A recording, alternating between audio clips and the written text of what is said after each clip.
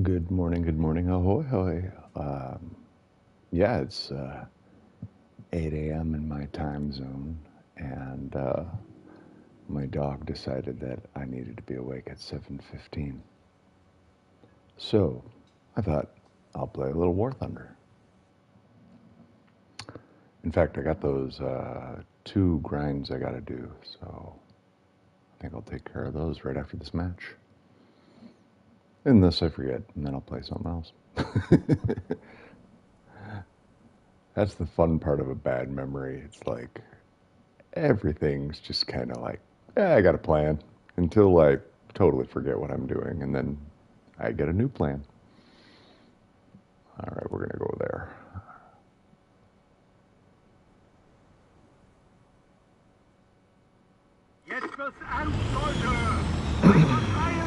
Man, I love this game. The fact that like it's 8 a.m. and we're still able to get like a, full lobby going. Like, that's great.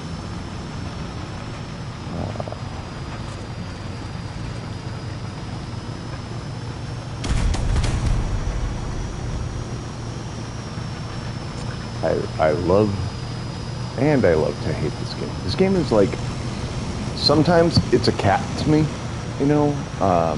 I've grown up, had cats my whole life,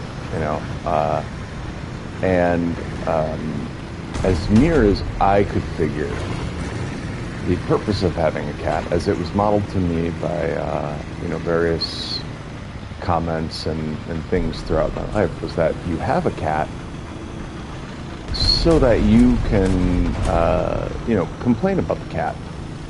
That's kind of the purpose of a cat. It's to have something to love, to complain about. It's a very weird form of affection, but I often feel the way about War Thunder. But I love the game. It's very fun.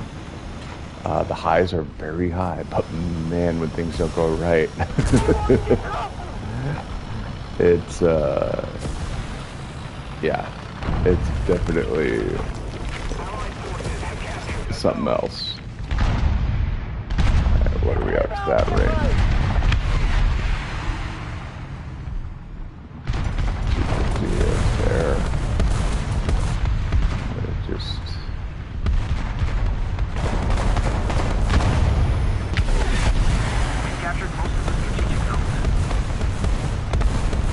yeah, that does sound like an enemy tank coming around.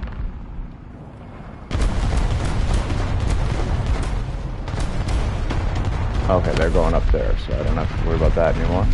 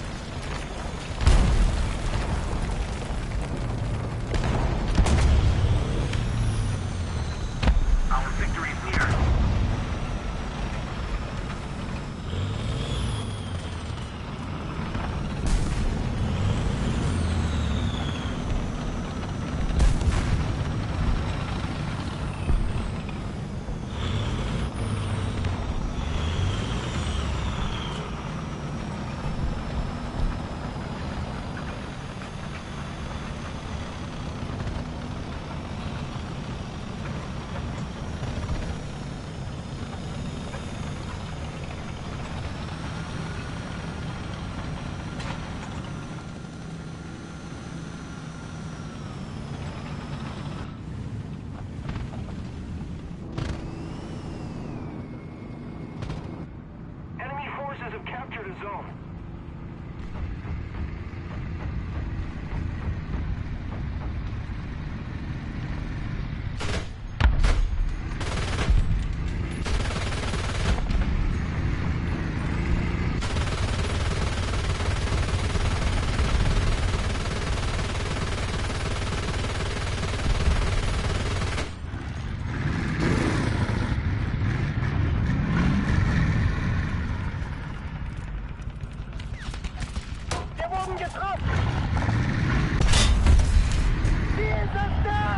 That's why you don't fire out of smoke. It's just a bad idea. It pretty much tells everyone exactly where to fire it back at you. Attention to the map.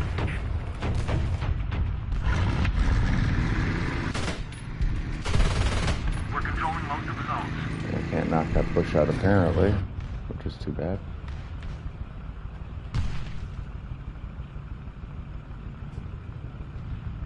But hey, we both want to deforest the area, so that's good. Just a little more effort, and victory will surely be ours.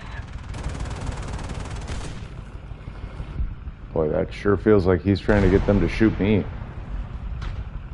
Oh, there we go. Can't believe I didn't see him.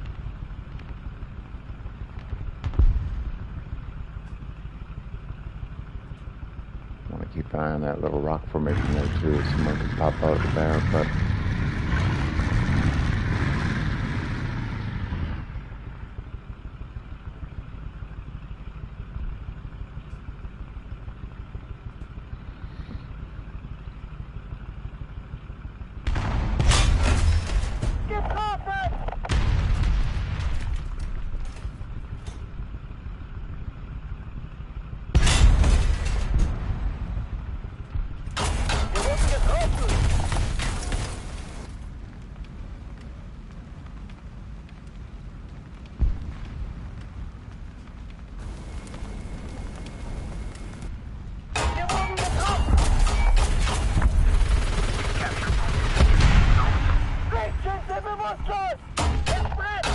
ooh, how the hell is that still lined up? That's super fortunate for me. That's not, but the fact that that shot was lined up, that was really cool.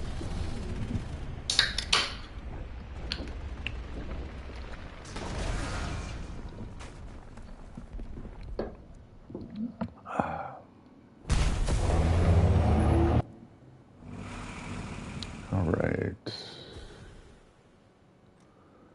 Yeah, we'll take the leopard out. So I think this time we're gonna... no, we'll go here. We'll go here. We'll do this one. But we're gonna go cut right this time. Victory is close. I want to find an overwatch position for B on this side of the map. I know I got a good spot on the other side, but I don't really know how to like cover B and C from this side. So do a little exploration of the map. I feel like, yeah, we're about 50% up, so I feel like that's a good time to explore, learn some things. So this, that looks like it covers C pretty well. Is it really just that easy? Like, if I turn the other way, am I covering B?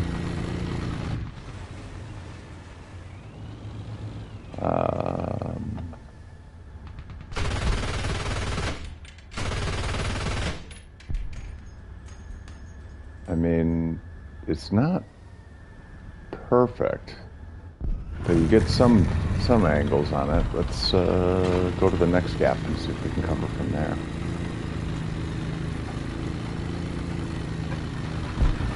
Yeah, this feels a little better to me.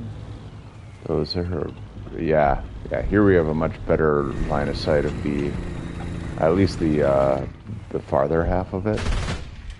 And only one bush you gotta kill to make the shot work. Oh yeah, and if you're, yep. Okay, cool. All right, and we got them in spawn camp mode, so I might as well head over that way. I always want to do this, but I feel like in any real match, this is just death.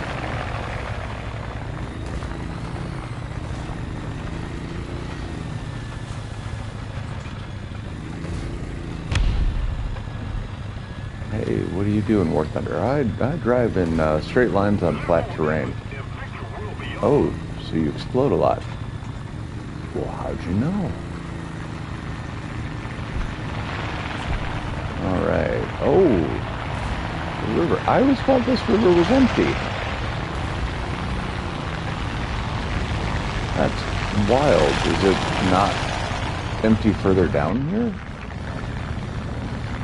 It's not. That's why I always thought it was empty, because I always played at the dam side down in the river bed.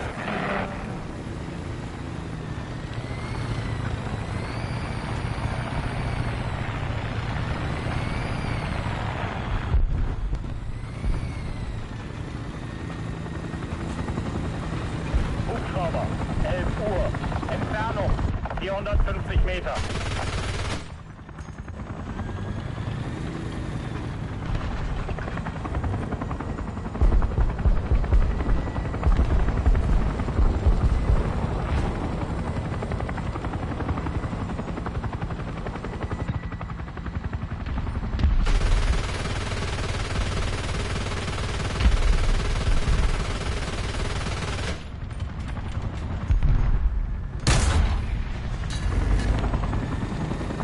Alright, that chopper's taken care of, so now to just press on like Lee and his nails.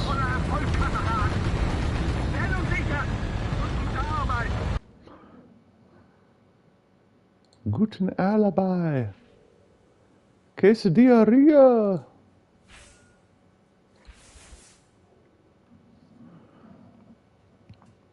Oh, we got a reward.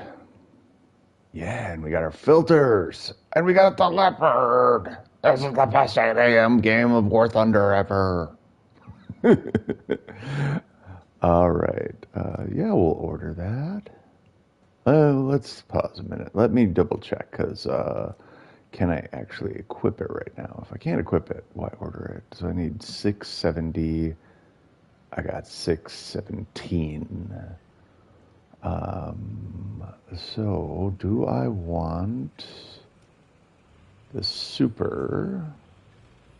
Man, I'm not a fan of the M48. Or I haven't been so far. I mean, it's not a bad tank, but it's just in terms of like, you know. Okay, let's think of the, like, yeah, it's got 130 of turret armor, which isn't bad, but like, what's the leopard rock in here? We got, yeah, 60. Okay, so yeah, maybe I do miss armor a little bit. That would probably solve my problem with goddamn American autocannons. But if they're using APF SDS, it doesn't really matter. 130 is the same as paper to them. And what do you? Yeah, 120. Okay. So what I'm really questioning, why it kicked me out of that menu? I was still trying to pick, but let me go back. What did it put my research into? I must not have had very much overflow. Okay. What I'm really questioning is whether or not I should go for the BOPA 1 with my research points right now.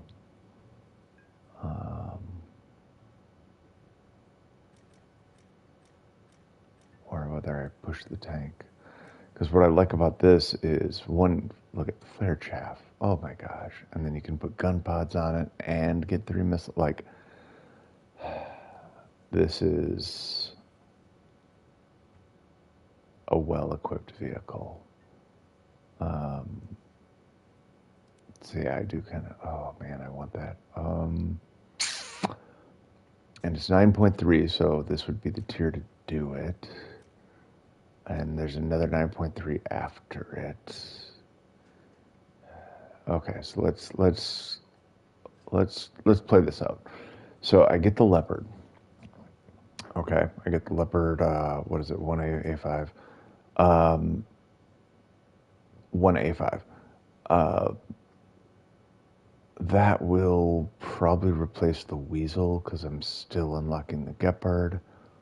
I got the Leopard 1A1 I'm still working on. TAM's going to be in the TAM slot. I think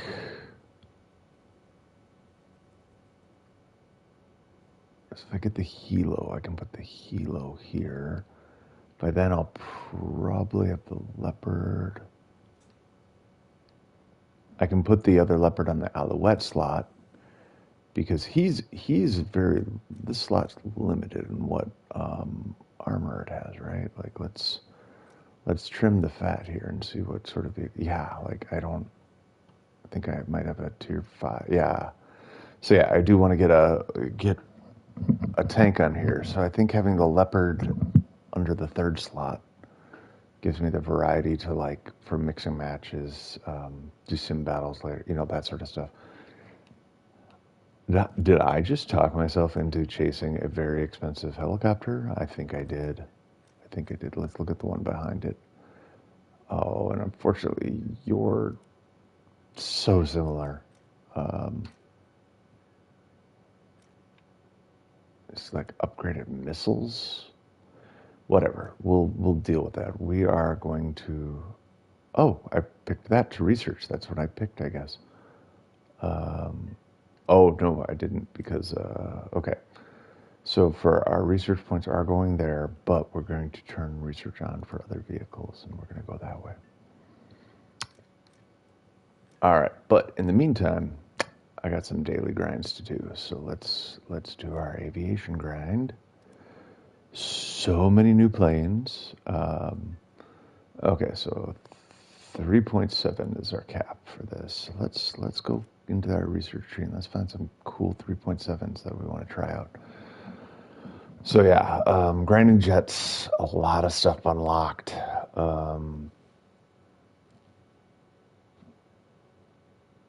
Okay, so that FW. Now I got the MO. So I feel like you're just an upgraded version of the Doe, aren't you? Or no, ME 410. Oh, okay. This is an upgraded version of this. Let's get 2 turrets. I wonder what the difference is. Did I buy? Oh, I haven't even. Wait a minute. Okay, that's the B2, 410B2. Okay, and I bought it, so I gotta choose a crew for it. I mean, you're not doing anything. Yeah, you take it.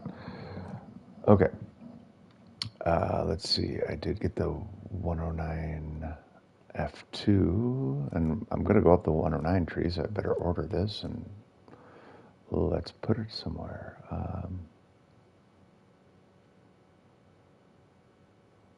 Yeah. There you go. F2. That's your home. You live here now. Nope. Overshot. Okay, so 15 millimeter cannon. Interesting.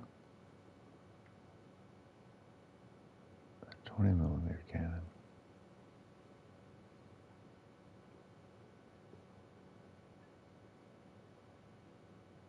You're faster.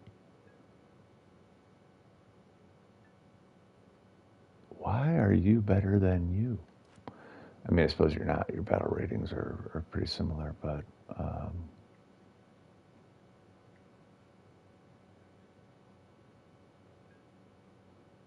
doesn't matter. We're going to be playing these guys anyways.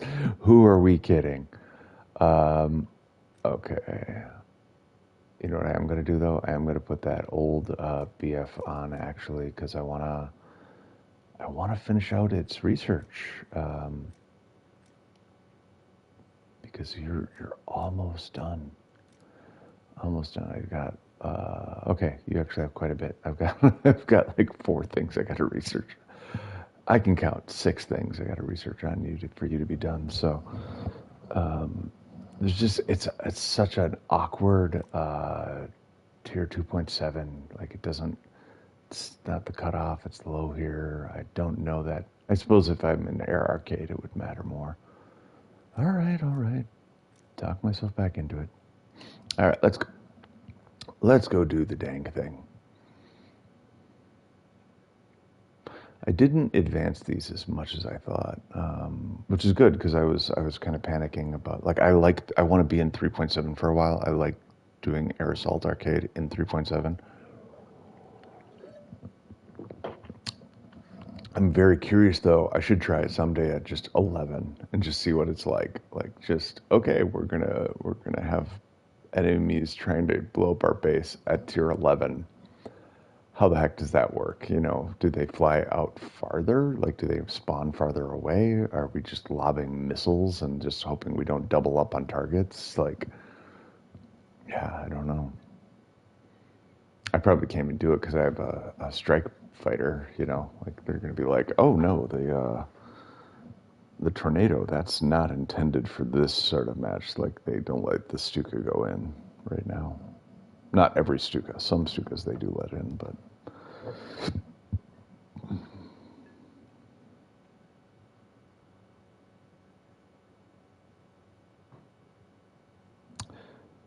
so now that this has taken a minute, I'm gonna have to pause the podcast.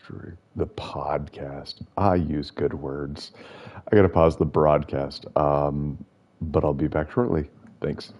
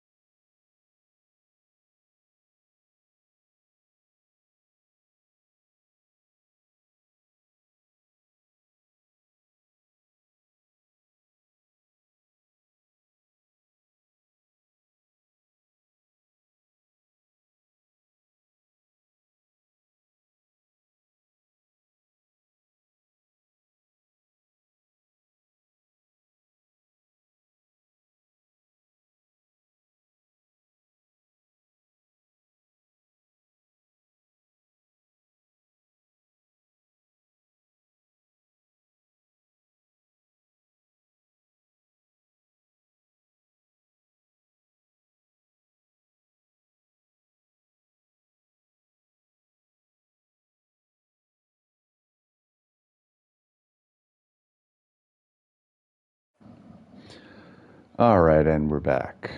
Just had to check on a couple of real life things for a minute there. Going into our lovely little plane grind. There's something very zen about this, like just the idea of going in. It's pretty low stress, low stakes for me. I enjoy doing it. And I love getting that, kind of free loot box each day. I wish helicopter PvE had the same feel, like the same. That one I think is harder because there's so much just dull flight time in it. Like you spend a lot of time just flying across the map by yourself very slowly.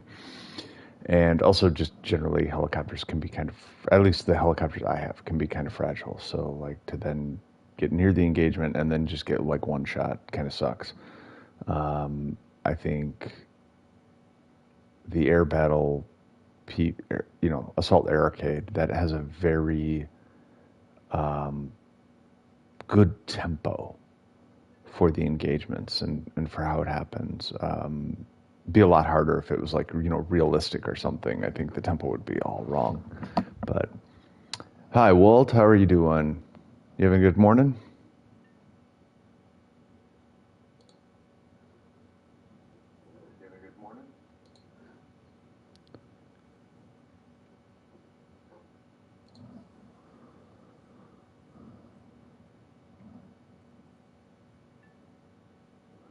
Doing a little air arcade battles here. Theoretically, I might just be sitting here for 2 minutes. I'm doing pretty good. My dog decided at 7:15 that I needed to be awake to, feed it, let it out, all these sorts of things. It's like, wonderful alarm clock. But yeah, I know it's Saturday. It's like, pretty chill day ahead, I think. So I'm excited. Get some good. All right, That's it. I'm done. I'm not going to wait. There's apparently not enough people running either at my BR or whatever. 8 a.m. is not the time to do the daily grind. Daily ground? I'm good at words. So we'll just go into the battles.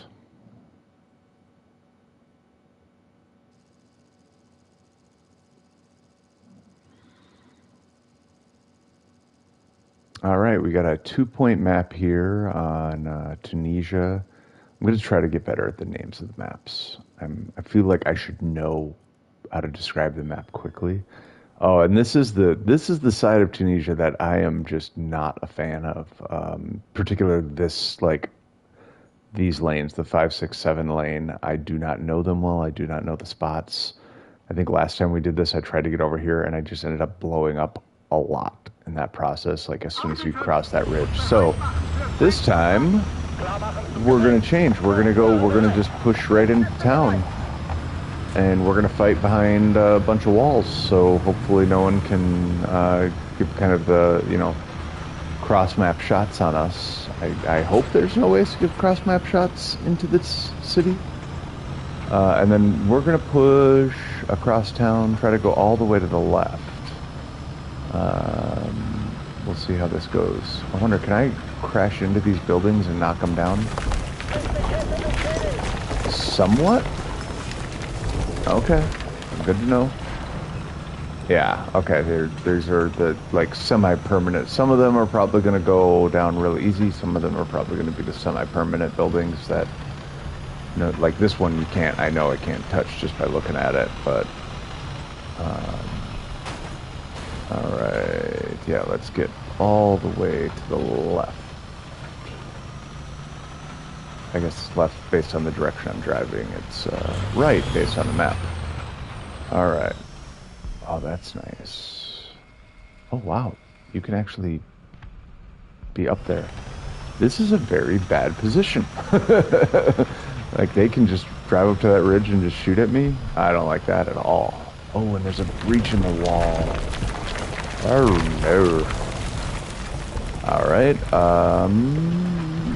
So, oh, shut the front door. Oh, this is such a bad idea, but I love, like, pew pew, I'm an old fort. I'm a cannon on a fort. Yeah, I was watching some of the recaps of previous years of April. Uh-oh, uh-oh, uh-oh. You see him too, right? You see him over there? Does he see us? I bet he does. How can he not? He doesn't. He does not see us. This is amazing. Oh, it would have been amazing if we actually penned him, but we didn't.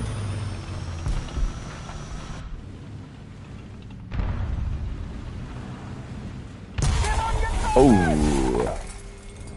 Yeah, that's my driver. He shot me right in my driver's face.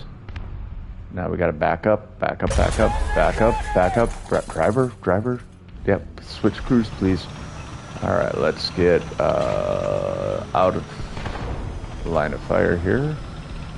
Yeah, we pretty much muddied our suspension down.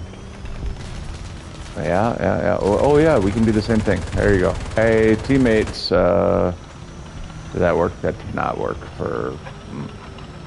Yeah, he doesn't even know we're broken, so we're gonna just... Hopefully... Oh, is that a moment to get a peek at it? I want to let my teammates know he's there, but... Uh-oh, I don't like that bit at all. I think we just made a distress call without realizing it.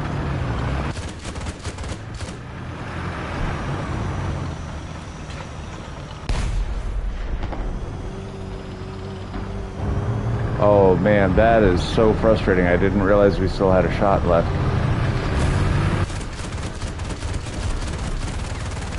No, don't do it. Don't.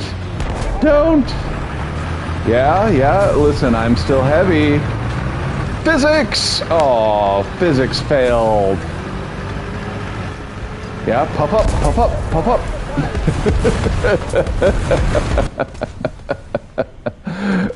Oh. Yeah, you think he's gonna pen me at 0.0 millimeters away from his gun? That was more fun than it probably should have been. Man, I'm disappointed that dropping a tank on another tank doesn't hurt the other tank. Like, how? You show me a world where you drop a 60-ton tank on another tank and it doesn't hurt it.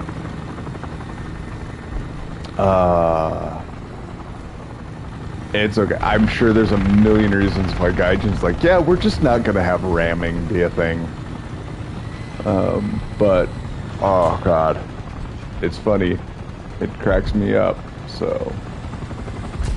Yeah, and what killed me was knowing that second tank came in there, and I'm like, I am just outmatched. Like, I know it's gonna take me 40 seconds to repair my gun. I'm very frustrated that I had that first round ready. I was hoping the rocket launcher would somehow use some, like, marginally different technology that would allow me to be able to load it. So I was like, whoop. Okay, we got someone.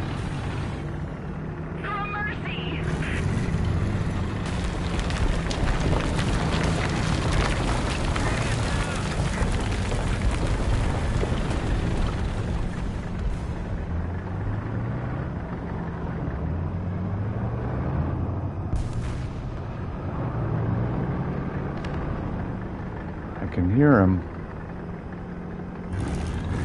Alright, he's driving through. Let's see if we can get behind him.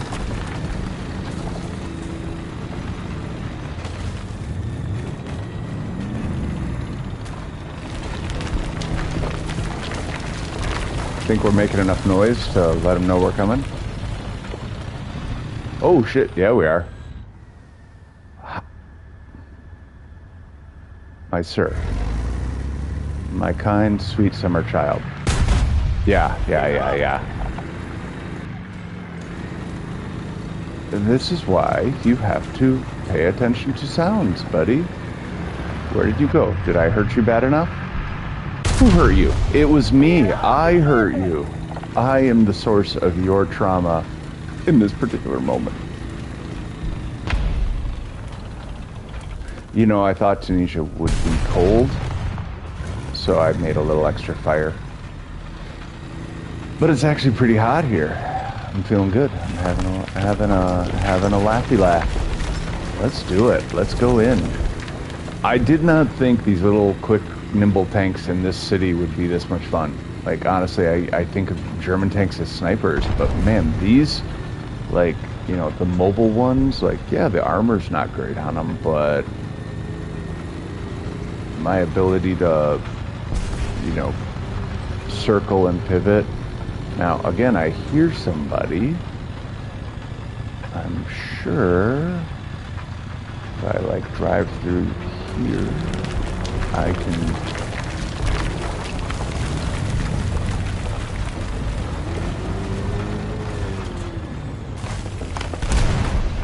Dang it. Was that a friendly? That was a friendly. Okay, my bad. I'm sorry. Uh-oh. Uh-oh. Uh-oh.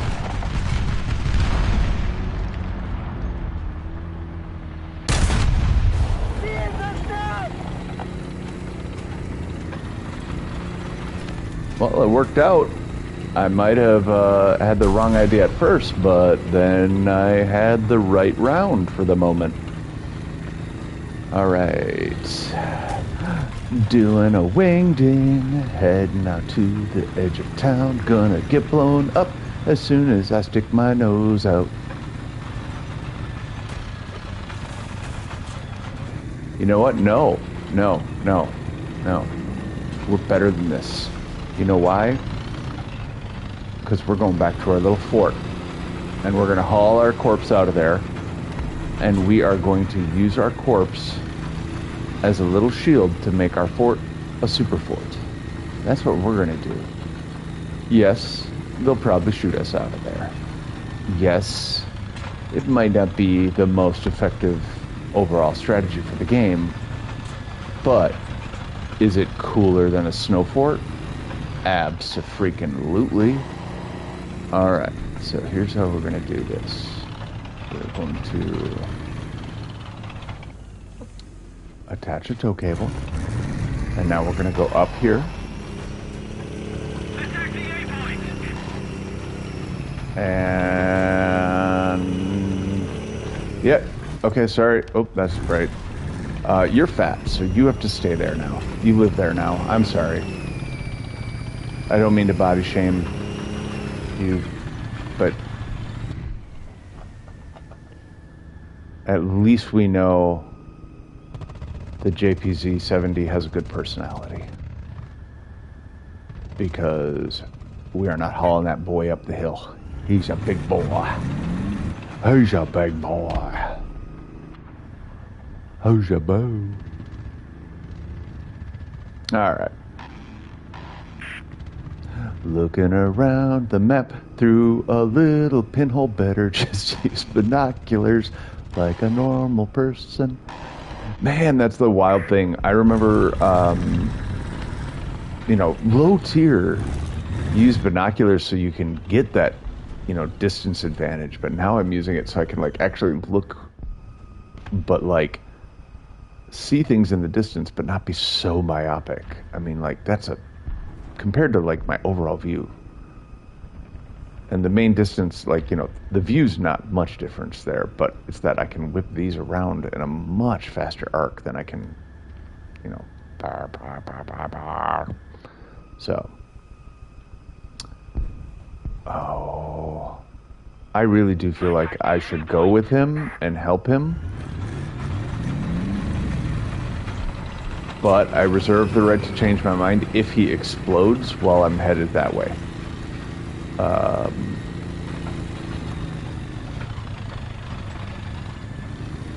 But we are in a Leopard, and if we can get down to the G line, I think we're gonna have a really good time looking at their spawns from the G line.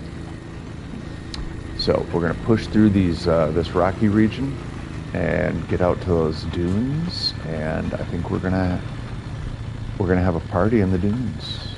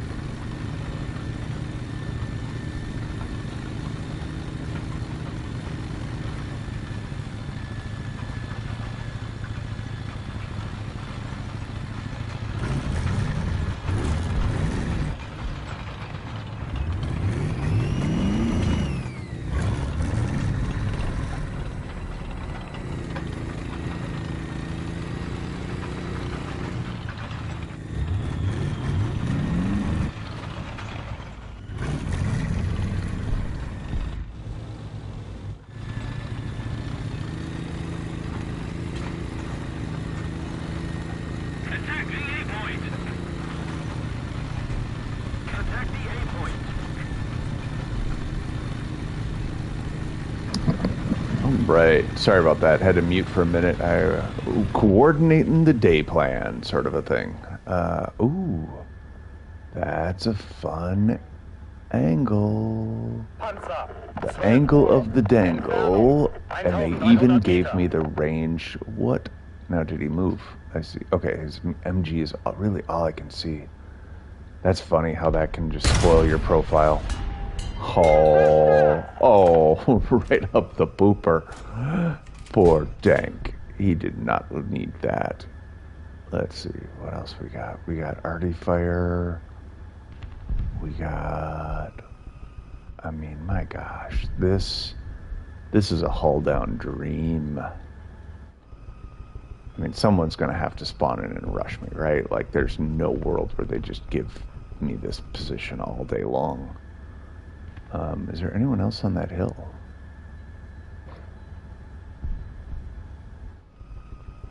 I don't see anyone else.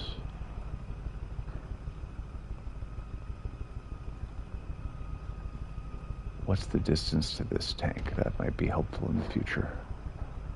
All right, 900. So we're pretty close range-wise from whether it be the top of the hill or the spawn. We are... good. How many people do they have that they're not? Okay, they have four people left. That's why they're not respawning in very much. Boy, I'm glad I'm not sitting in the snow fort right now. That would be embarrassing. All right. I mean, this is pretty much a lock, right? Unless our team is just brain dead. Okay, and you're on the far side of the hill, so I have no shot at you. Ooh, let's not adjust the range because we're trying to look at something. All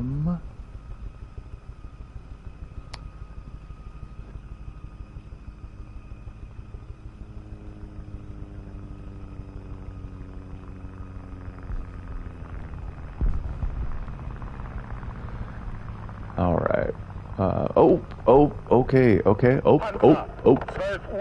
Man, if I was a better editor, I would cut that with the Leonardo DiCaprio bit from Hollywood. Yeah, you don't want to... Dude, why are you... Don't stay there. You have to leave. You have to leave. This is a bad place for you. I'm a bad man. And I will shoot you over and over again. All right, okay. Little disappointing, not gonna lie, but, you know, I'm taking a shot from over a kilometer away. I'm gonna be gentle with my own expectations on that. Now, I see 5 guys, at least 4 guys, who do not understand we outnumber them by a lot. So what we're going to do is we are going to use a little bit of team motivation.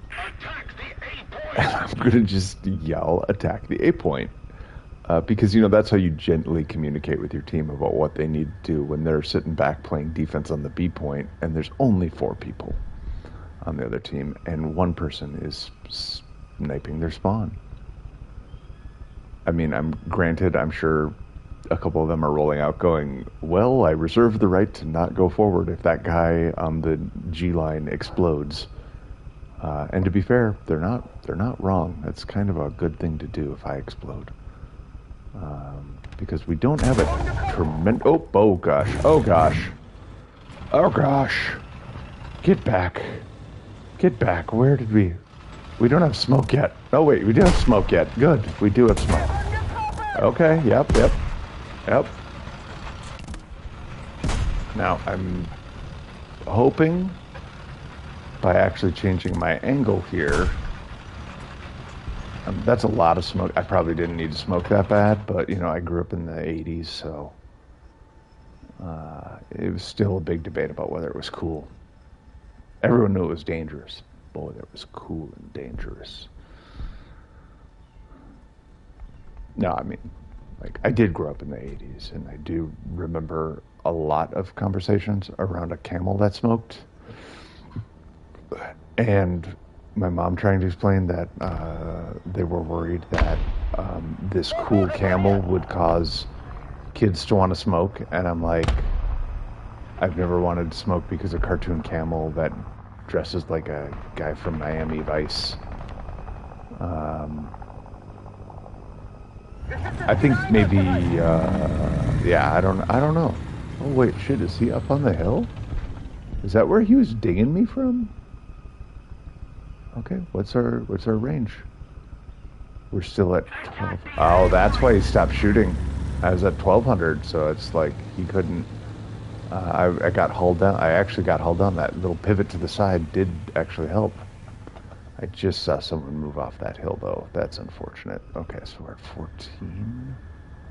Wait, are we at 14, or is the... Did I hit the hill behind? Yeah, we're at... I'll call it 12. There we go. There we go. Shopper. We got a... What? Attack the A point. How did you turn into a bush? You're a wizard, Harry.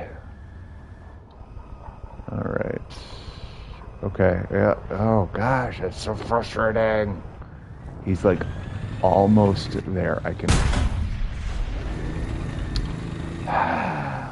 One of these days, I'm gonna know how to press the right button when I want to do something cool and not try to lock my turret in the direction as I advance and end up shooting some spot that does not matter. Okay, yeah. You know, I probably should have rushed in, but I thought this snipe spot was so amazing. There we go. Crap. What's the distance to him? Oh man, he was much shorter than I thought.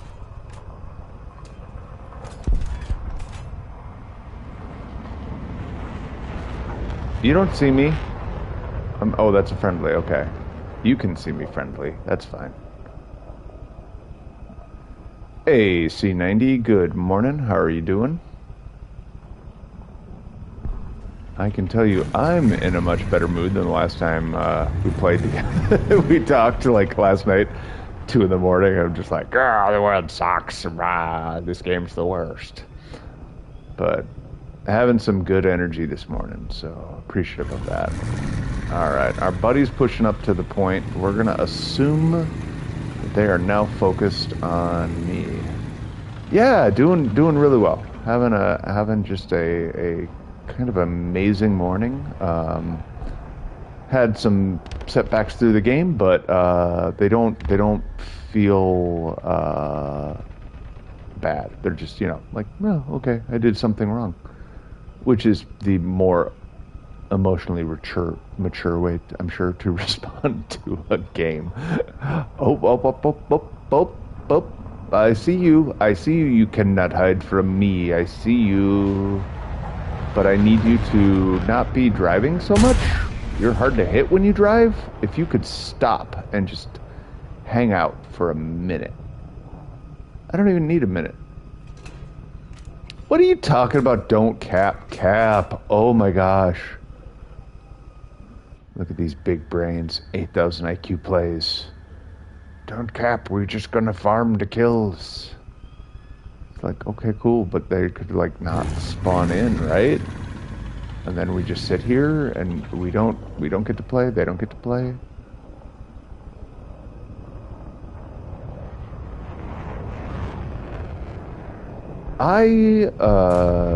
Oh, okay, don't cap, they wanted to do the nuke. Wait, did they do a nuke? Who did a nuke? They did a nuke. Did we just lose because someone said don't cap? I don't know what happened. I'm confused. Yep, we lost. Wow, that's... I never heard the sirens. Does the opposing team hear the sirens, or does it only when your team does it? Was I too far away from the sirens? Yo no say. I think ninth place is fairly respectable for that match, given the mistakes.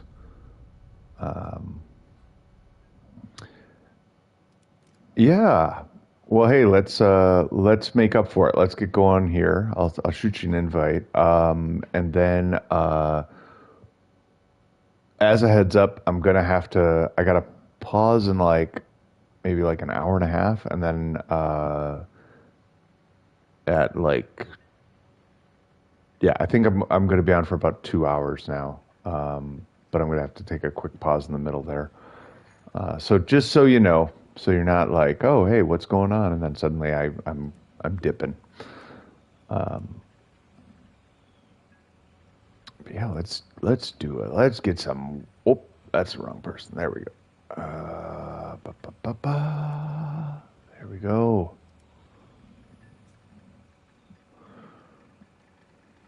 All right.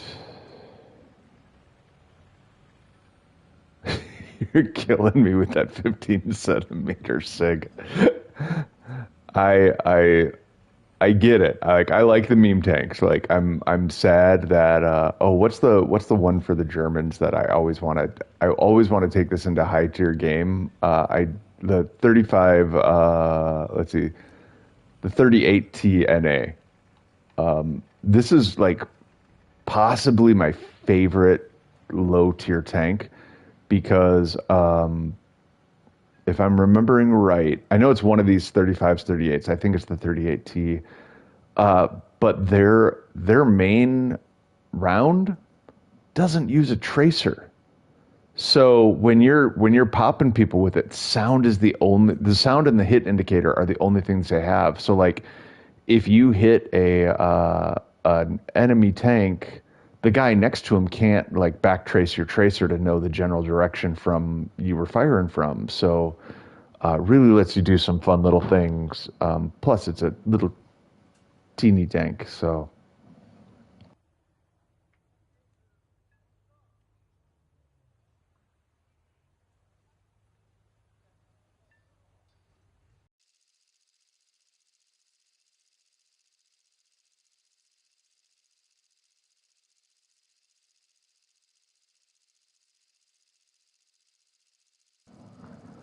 all right. Hey, oh man, it's got to be you. You're the reason why we get this map because I have never gotten it when we were not teamed up together. So I'm attributing this map to you. It's the C90 map. What's it actually called? Pradesh. Welcome to Pradesh, Mr. Bond. Oh, is this the Freebird tunnel? I see those videos where they play Freebird and then they try to fly planes through tunnels. I don't think it's this tunnel though. This would be a hard tunnel to fly a plane through, but it might be this map. Oh no! Like to War Thunder? Well, hey, reload. We'll get you group. We'll get back grouped up. We'll figure it out. We'll figure it. We have the technology. We can. I'm getting like vertigo from these train tracks. I don't know if that happens to anyone else. Oh, that's disappointing. Did they replace you with an AI? Well, it says you're in here. Hey, you're third place, by the way. So good work. Maybe if you hop back in, it'll let you rejoin. I don't know. I've never lost connection to a match in War Thunder. I don't know how it handles that stuff. We're gonna... Oh, that was indecisive. I should have picked. I was like, we're gonna go high. No, we're not. There's a thing.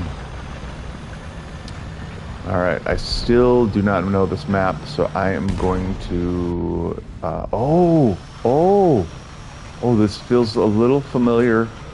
Except I'm on the opposite side. This is a bad thing to be on. There's no terrain. I will just drop into a lake if I try to get off those tracks. So I don't want to be on those tracks. I'm not fast enough to make that effective. What is that? Is that smoking? Is that a train? I don't know. So exciting. So many new things happening.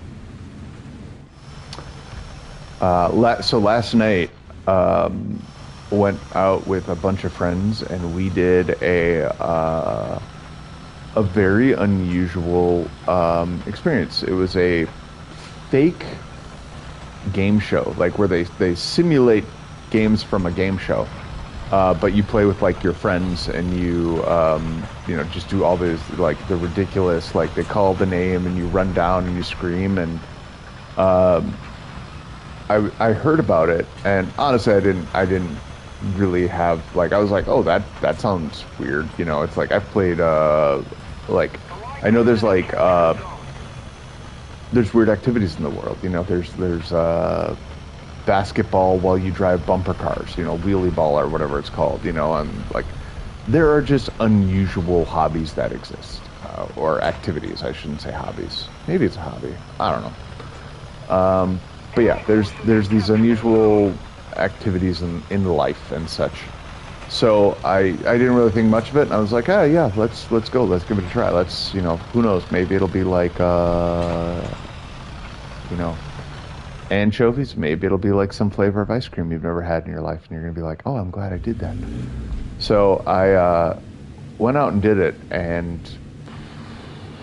it was a lot of fun.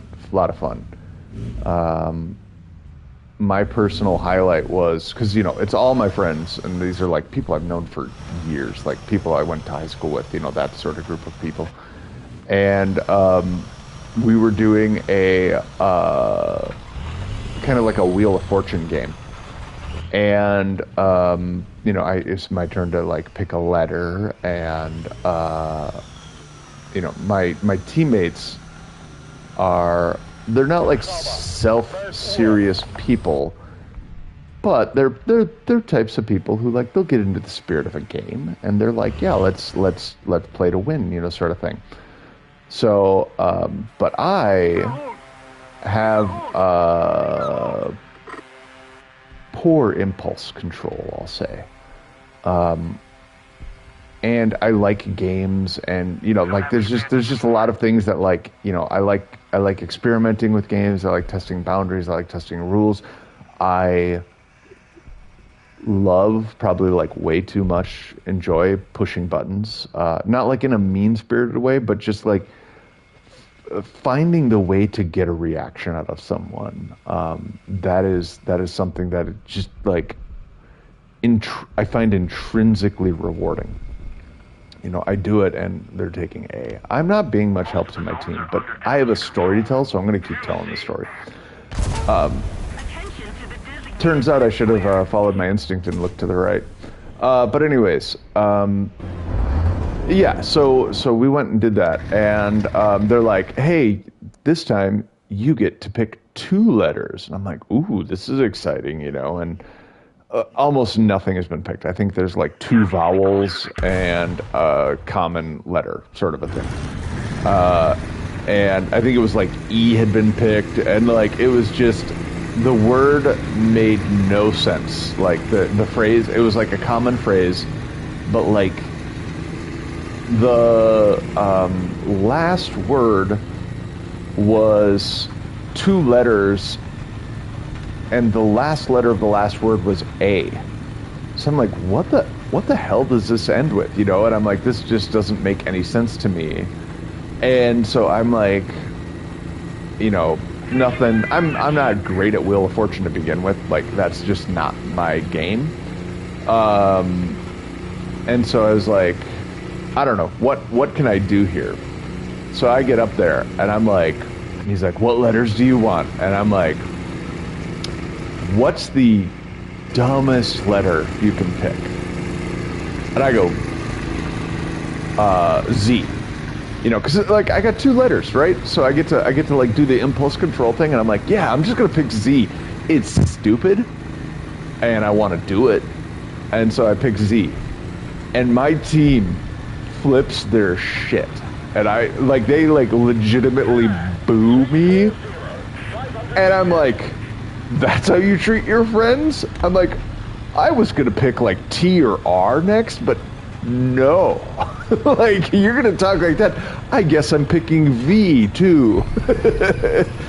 and it was pretty funny. And I come back, and the great part was the Z actually hit. The Z was in the puzzle, and it gave us the clue to like get the one. But it was so funny. It was just the reaction of like my friends. I'm like, what are you guys doing? And they, of course, had no idea what I was doing, you know. But I'm like, man, if I'm ever on a real game show, I gotta get this shit out of my system in a safe space. Like, fake game show? Yeah, I'm gonna make the bad call because I want to make the bad call. And now I don't have to do it when there's real stakes, and that's what's important. So, yeah, it was a lot of fun. It was a lot of fun.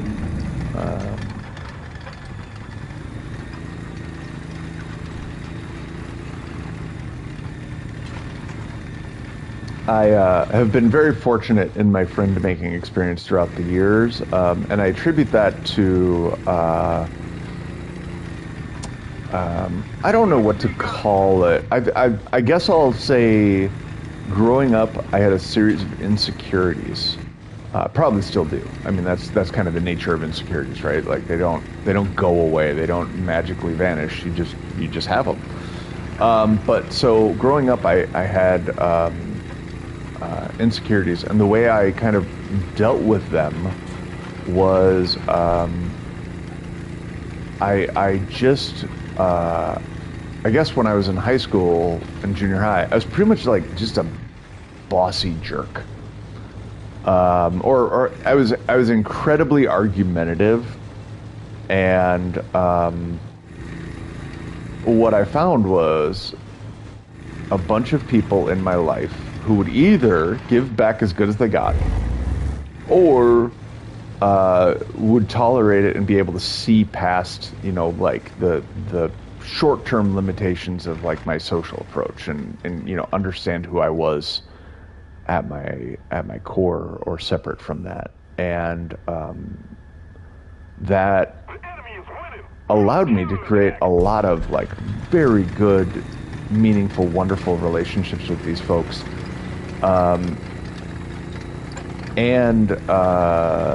You know, but it was hard because as I was going through it, you know, there were a lot of people who I kind of wanted to be friends with, but like they didn't have that temperament where they could just go like, oh, I mean, who's Logan? Shut up. You're Logan. All right. So they go, this guy is, he's having a bad day. Or, you know, like whatever that was causing my thing. I essentially screened for tolerance in people, without, you know, like, it's high school. Like, I'm not sitting around operating with any sort of Machiavellian care. I'm just like, you know, doing things because that's what seems to make sense. Or that's what feels right, or, you know, like all the bad reasons we make decisions in high school. I feel like if I drive forward, I'm explode. I don't want to explode, so I'm gonna sit here and look around. So I kind of filtered for these traits in friends, and it kind of paid off. Like now I've got, you know, these friends that I've been friends with forever. And it's really funny because, like, we'll hang out and, like, we'll sometimes, you know, just through sheer accident and, like, life experience and, you know, whatever, we'll just offend each other, or we'll say the wrong thing, or what, you know, someone will wake up and someone pissed in their metaphorical porridge, you know, and they're just having a bad day. And we'll say the wrong thing or do the wrong thing. But then we just, like, realize, like, you know, no matter what's happening, it's like, yeah, we're fine. Like, you know, like, it's not personal. Like, you know, these are folks who, like, if we've wanted to not have each other in each other's life, we would have made that decision years ago. And so that sort of it's so, like, liberating to be able to, like, go out and hang out with people like that and just do whatever you want. You know, I think sometimes, like, in work relationships, sometimes in newer friendships, you have to kind of do this calculus of like, okay, can I say this? Can I do this? Am I going to offend someone? Am I going to cause someone who I want to be able to hang out with and spend time with to not like me or not respect me or not view me in this certain way I want to be viewed? Yeah, yeah. No, that's legitimate. Like, I think there's just a lot of value in those like tried and true friendships that hang out, and can weather that stuff. And yeah, like, and I had that. Oh, I'm sorry to hear that, man. That does suck. Yeah, losing friends is rough. But yeah, and then I kind of, I think when I went to college, I started kind of understanding what I had accidentally done, and then I started trying to like deliberately replicate it. I'm like, okay, I screened for tolerance, right? Like I didn't know I was doing that, but that's what I did. I found an in-group that would self-select for certain traits, and then that kind of became the thing, where like it's just like my friends were like, we're gonna say, I guess now we'd say we're gonna say edgy stuff, and at the time we were like, we're gonna try to be funny and annoy each other and push each other's buttons and that sort of thing. I told you I was gonna blow up if I rolled out there, but that's okay. This match did anyways. Oh, good. It's Weasel time. Full speed ahead. We'll just try to race to ACAP, and we'll blow up on the way there, but it'll be fun.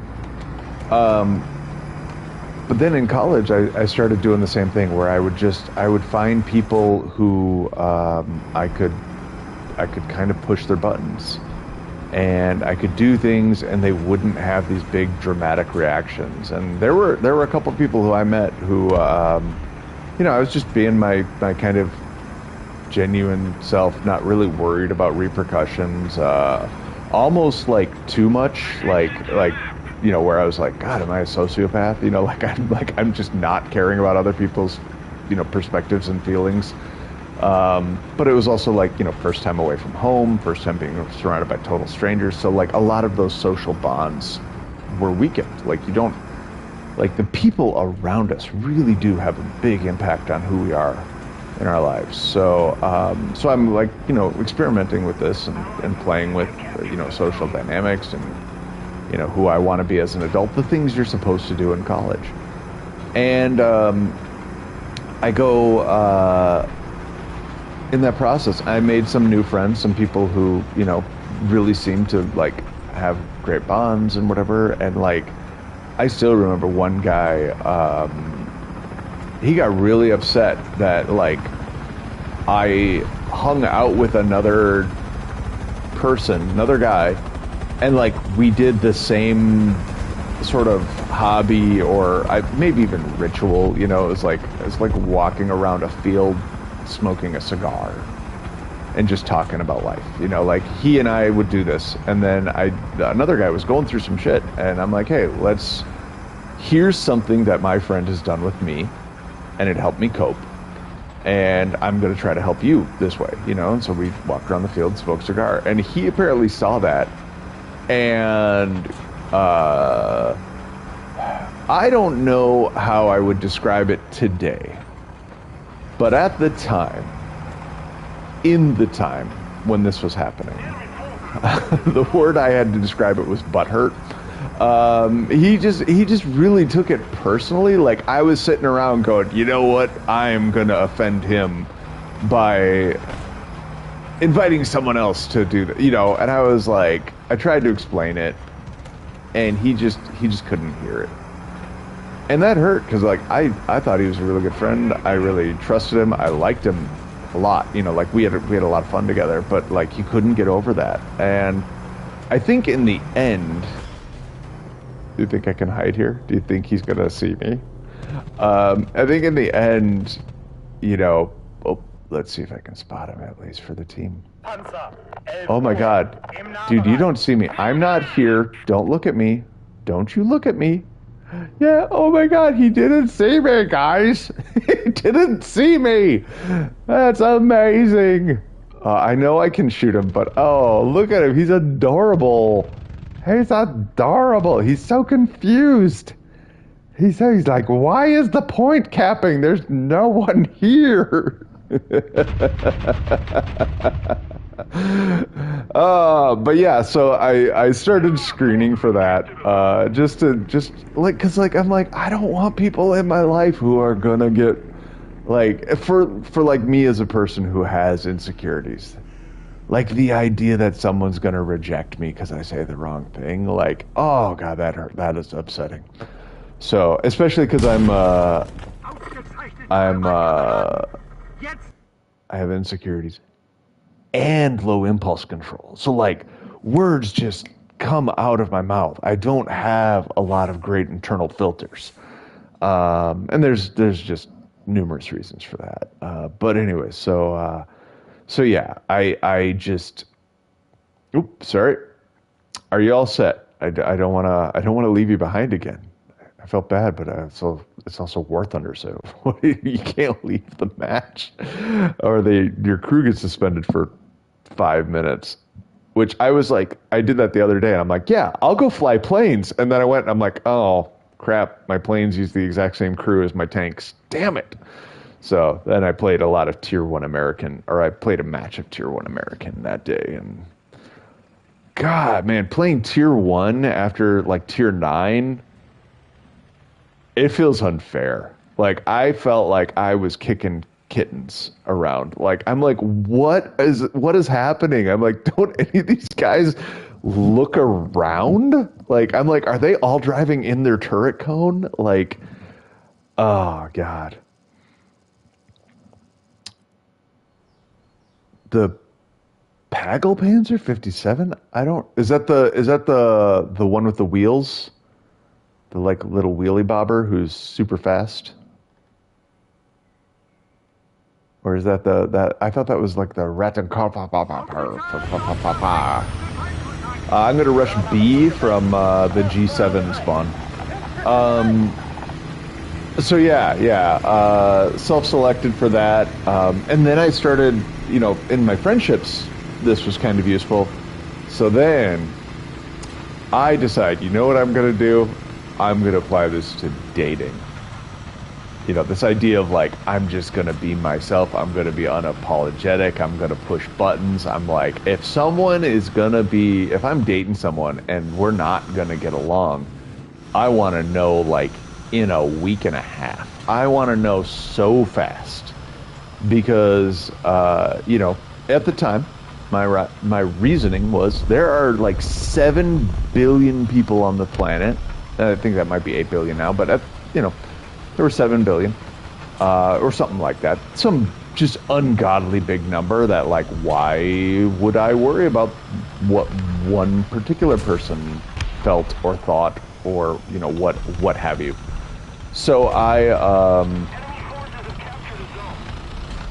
with that kind of in mind, sorry, I'm hearing a tank where I don't think we have any tanks. Oh, nope, that's that tank. Okay, good. Sucks to be him. But yeah, so I start going like, okay, yeah, I'm only gonna say what I think. I'm not gonna do the normal, like niceties of dating. I'm not gonna follow the dating script, and I'm just gonna be me. And this had kind of mixed results.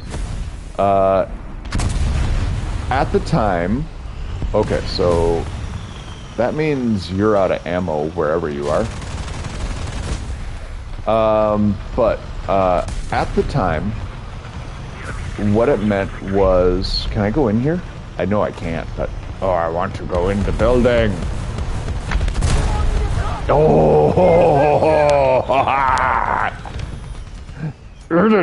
Earn it.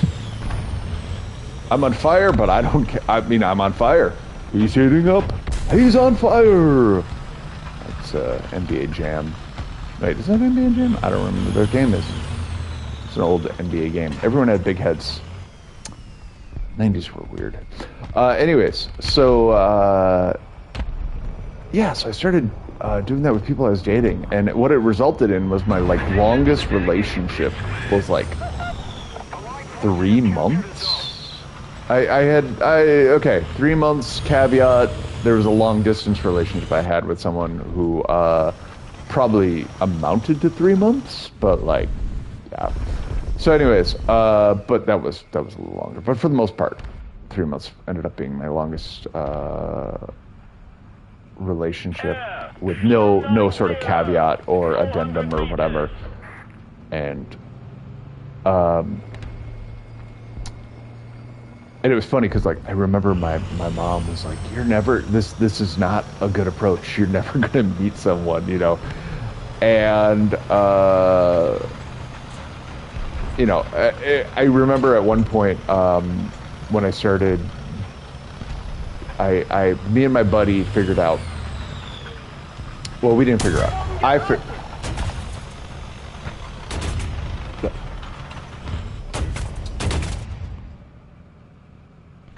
I honestly thought that was a teammate shooting me. Where? Okay, that's fair. That was pretty silly. But yeah, I was getting those pings. I'm like, why is a teammate just pinging at me? So yeah, like I was sitting around playing video games. Just at the time, I had like 2 roommates. You know, we were all living in one house, and like, I was getting to that point in my life where I'm like, I don't really want to be alone. Like, I don't want to be single. So I like, just like, I don't know, just felt like I needed to do that. So but I realized like my lifestyle, I wasn't doing anything that was like introducing me to new people. So I was very comfortable in my life. So I got a hold of my buddy and I said, hey, you and I kind of have the same situation where we both have our own routines. I do video games. He does like fantasy sports and, the same dive bar. And I'm like, it doesn't seem like it's really working for either of us. We're not meeting anyone new. And this is like my buddy, like we've been buddies since like, the way I remember meeting him was in 3rd grade. He asked me if I wanted to come over to his house after school. And I said, sure, like, yeah, friend, let's go do a thing. Like 3rd grade was great. You don't need a lot of complex reasons to get together with people. So we went to his house and I'm like, what are we going to do? And he goes, here. And he takes out Matchbox cars. And my little brain was like, oh shit, are we about to, like, dude, you want to play Matchbox cars? Not my thing. Cars were never my thing. That was not something, my man education carried with me. Like my dad knew a little bit about cars, but like it wasn't his thing either. He always joked he was a Navy guy, so cars didn't really matter that much. But yeah, I just remember going to his house and he takes out these Matchbox cars and I have this moment of like, oh, this is not gonna be fun. And then he takes out a hammer and I was like, what are we doing? Hi? Did we just become best friends? I think we did. And yeah, we just I went to his house and we sat in the driveway and we hit Matchbox cars with a hammer. And I'm like, you're my new favorite human being. And yeah, like after that we just became great friends. And it was pretty amazing. So yeah, so this is my buddy who I'm talking to, and I'm like, we got to get out of our comfort zones. We got to do things that are not the same things we have been doing for all these years because, yeah, that missile's thrown away. Because it's not working. We're not. Yep. Yeah, when I go to the computer mode, it must throw hover mode on automatically because I'm sitting there trying to like maneuver the choppa, and it wasn't letting me. But sorry, I am all over the place this morning. But so this is my buddy who I'm like going to, and I'm like, we have got to get out. Like, we've got to do something different. And in my assessment, we were both people who had found kind of our zone. We found what we liked to do and what we wanted to do, and we were not really gonna get out of that zone. There wasn't a lot of internal motivation to change. You know, I wasn't sitting around going, you know what? This sitting around playing video games, eating beef jerky and peanut butter cups this is not the life for me. You know, that was not what my brain was doing. My brain was going, yeah, like life's pretty good. You know, and I'm like, okay, if I have to squint really hard and find something that I'm unhappy about, you know, it was this like, I wanna have a more meaningful relationship with someone in my life. You know, like not like that my friends aren't meaningful. You know what I mean? But like, so my buddy and I, he agrees. He's like, yeah, I wanna, you know, find someone and, you know, have a family someday, all that sort of stuff. So I say like, well, let's do it. Let's do it differently. We got to change something because what we're doing isn't working. You know, we've been kind of living that life for, I think it's probably like 2-3 years at that point where we both kind of found our zone. And so we make a deal. And we're like, all right, here's what we're going to do. Every week, we're going to go out and we're going to do something that makes us uncomfortable. We're going to do some sort of social activity with other people in a way that we don't innately want. Like, we're going to find something that definitely makes us uncomfortable and we're going to go do it. So the first week we do it, I have a friend of a friend who just mentions in passing that, oh, sorry, waiting for you. But take your time, no rush. Who's like, yeah, I'm going downtown, and I'm going downtown with some friends that you guys don't know. And so I'm like, ooh, my brain goes, yeah, that's awful. I don't want to do that. You know, like not only is the person that like we're going out with someone I don't really know very well, but like then it's like their friends are the main group we're meeting up with. Like she's like tangentially related to this other group. No, you're fine, man. Don't even worry about it. And so I go, yeah, let's do that. That sounds really uncomfortable. That's literally what I just talked to my buddy about. So I call up my buddy and I'm like, hey, guess what we're doing? And he's like, well, what? And I'm like, we're going out. We're going out with girl X. I don't want. I'm sorry. I'm trying to navigate this whole like online. Like I don't want to give information about like real life stuff, and I'm telling stories, but like there's other people on the ends of these stories, so I don't want to like be talking out the side of my neck about someone and then I don't know. So I'm just gonna make up names or not use names or whatever. But so we go out and I'm like, we're gonna go hang out with this girl who you've met, I think once, maybe twice, and we're gonna go hang out with her friends who we do not know, and we're gonna go and have fun. And he's like, that sounds awful. I do not want to do that. And I'm like, I know, neither do I.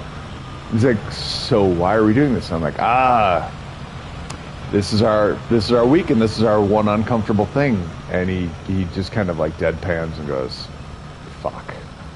Because he knew. Like, he's like, yeah, this is like legitimately what we just signed up to do to like, help each other through, and like we're gonna bro force this. What? That's okay. Romantic, yeah. That like romantic relationship. I'm assuming you're meaning.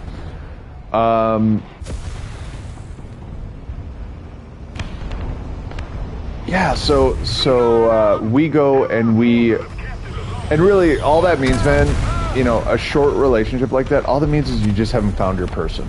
You know, that's I think that's a reflection on kind of the situation more than on any person. You know, I just life has taught me that. Like, you know, it's the outcome. I think when we look at things, we often look at the outcomes that we see in other places, and we compare ourselves to that. There is a story that I like, and I learned it through the context of like finding an employer, but I think it works equally well for like relationships.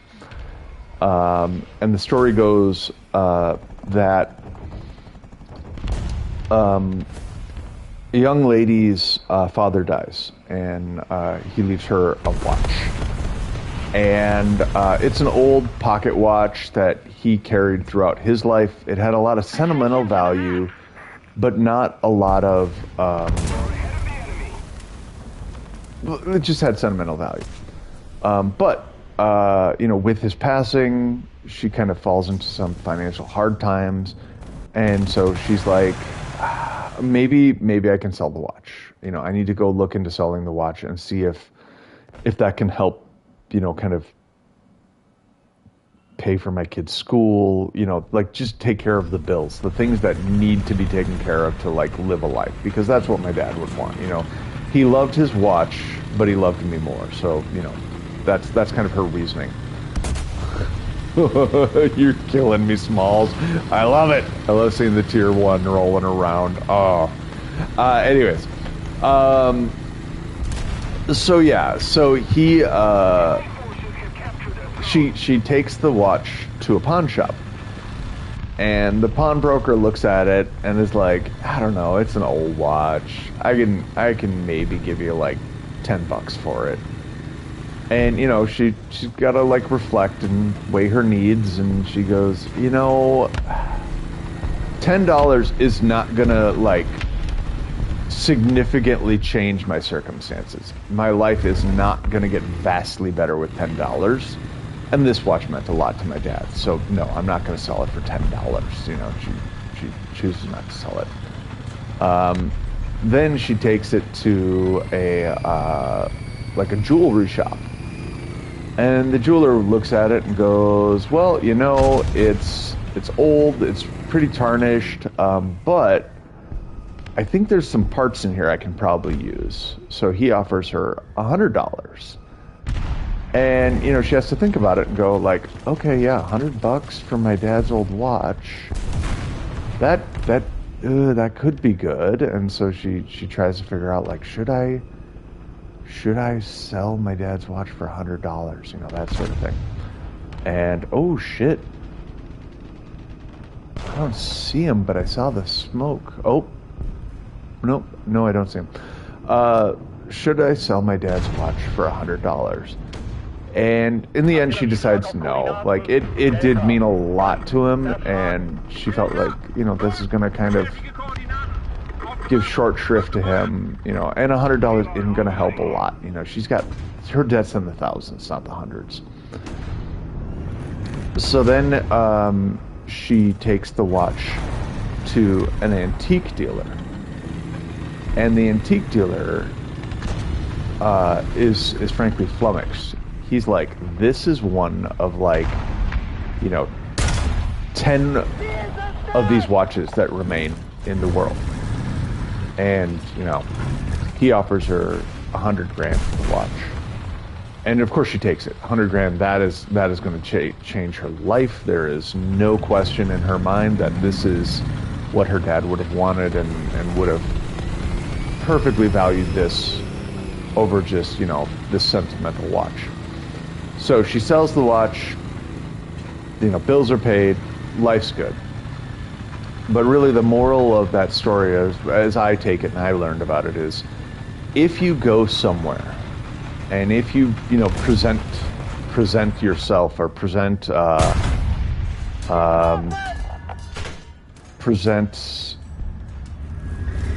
you have a broken turret, don't you? Yeah, you do. You present yourself and you don't get the appreciation that you deserve, whether that's in a relationship, whether that's in work, whether you're not valued the way you value yourself, that's the sign to move on, because like that's just fundamentally not a healthy relationship. You know, if you're working at your job and your boss doesn't recognize your value, go. It's a big world. There's 8 billion people out there. I promise you someone's going to find your value if you keep looking. And so, yeah, it's I think one of the hardest things for people to do is to put yourself out there in the face of like any sort of perceived rejection. And I'm using that very broadly, not necessarily romantically, but like, you know, if you feel like you failed at work, you know, that sort of thing. Like just any time that like you feel like someone didn't appreciate you.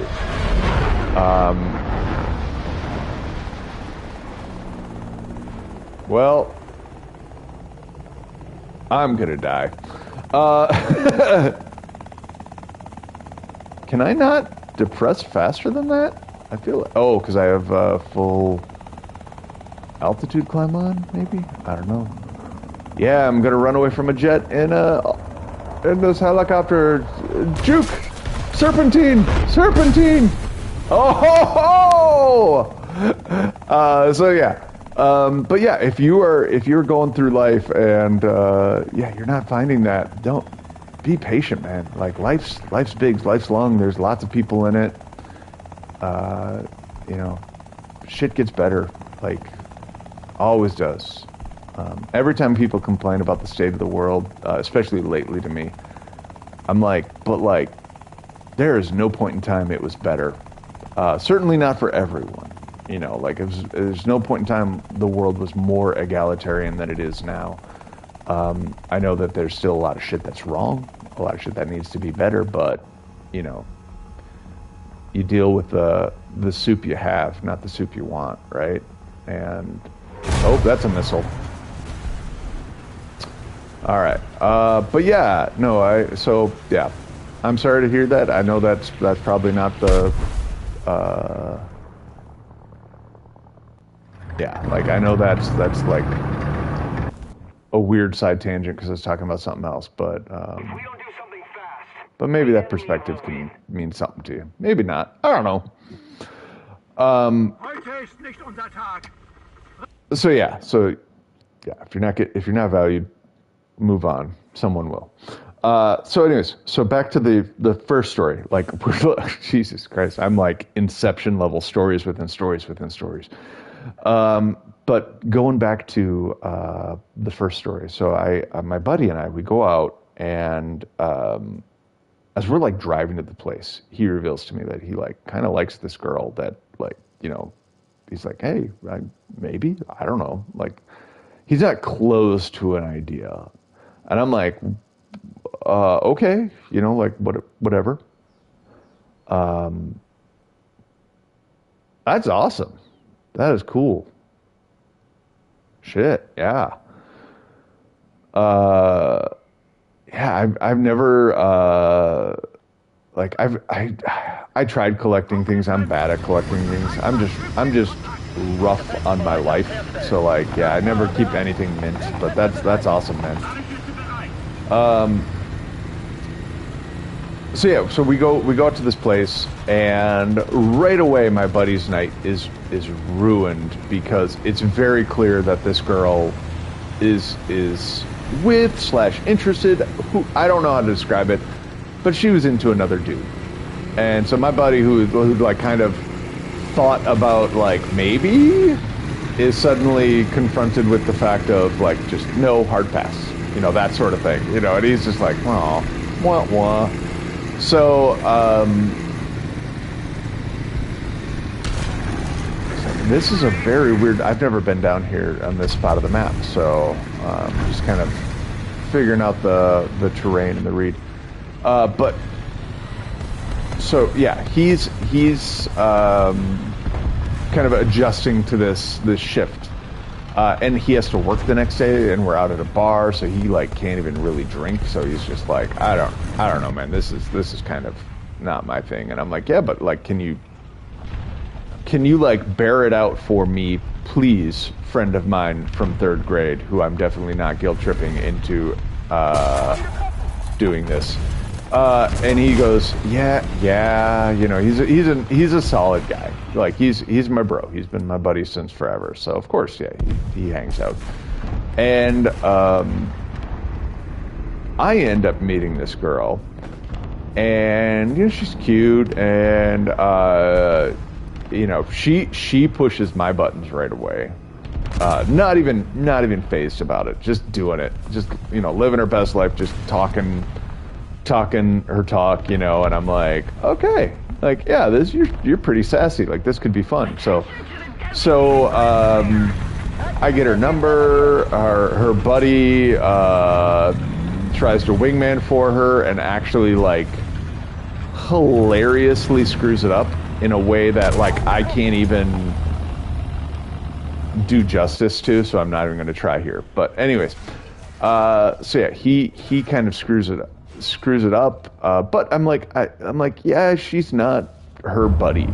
You know, like, he can't speak to her life, you know, so I'm gonna take it with a grain of salt, and I'm gonna, you know, like, I'm gonna call her up, and I end up giving her number, and I go with, like, I'm like, hey, can I have your number? And she's like, why? You're not gonna call me, you know? And she's like, totally, like I'm like, oh, you've been you've been hurt, or I don't know if this is your first rodeo. Like, this is not your first rodeo. I'm like, I don't know what's happening here, but, like, all right, you're definitely having some feelings right now. So I just go, okay, well then let's do this. So you give me your number, and then if I don't call you within 2 days, I'm gonna give you my number right now. And if I don't call you in 2 days, just call. You get to call and bitch me out about, like, what a coward I am or whatever. You know, like, you can just, you know. Because she has that energy where she's like I want to tell you off if you do me wrong, you know, and I'm like, well, cool, I can respect that. So I give her my number, and I give that as the setup, and that persuades her to you know, share with me her information so that I can you know, make plans and what have you. So meanwhile,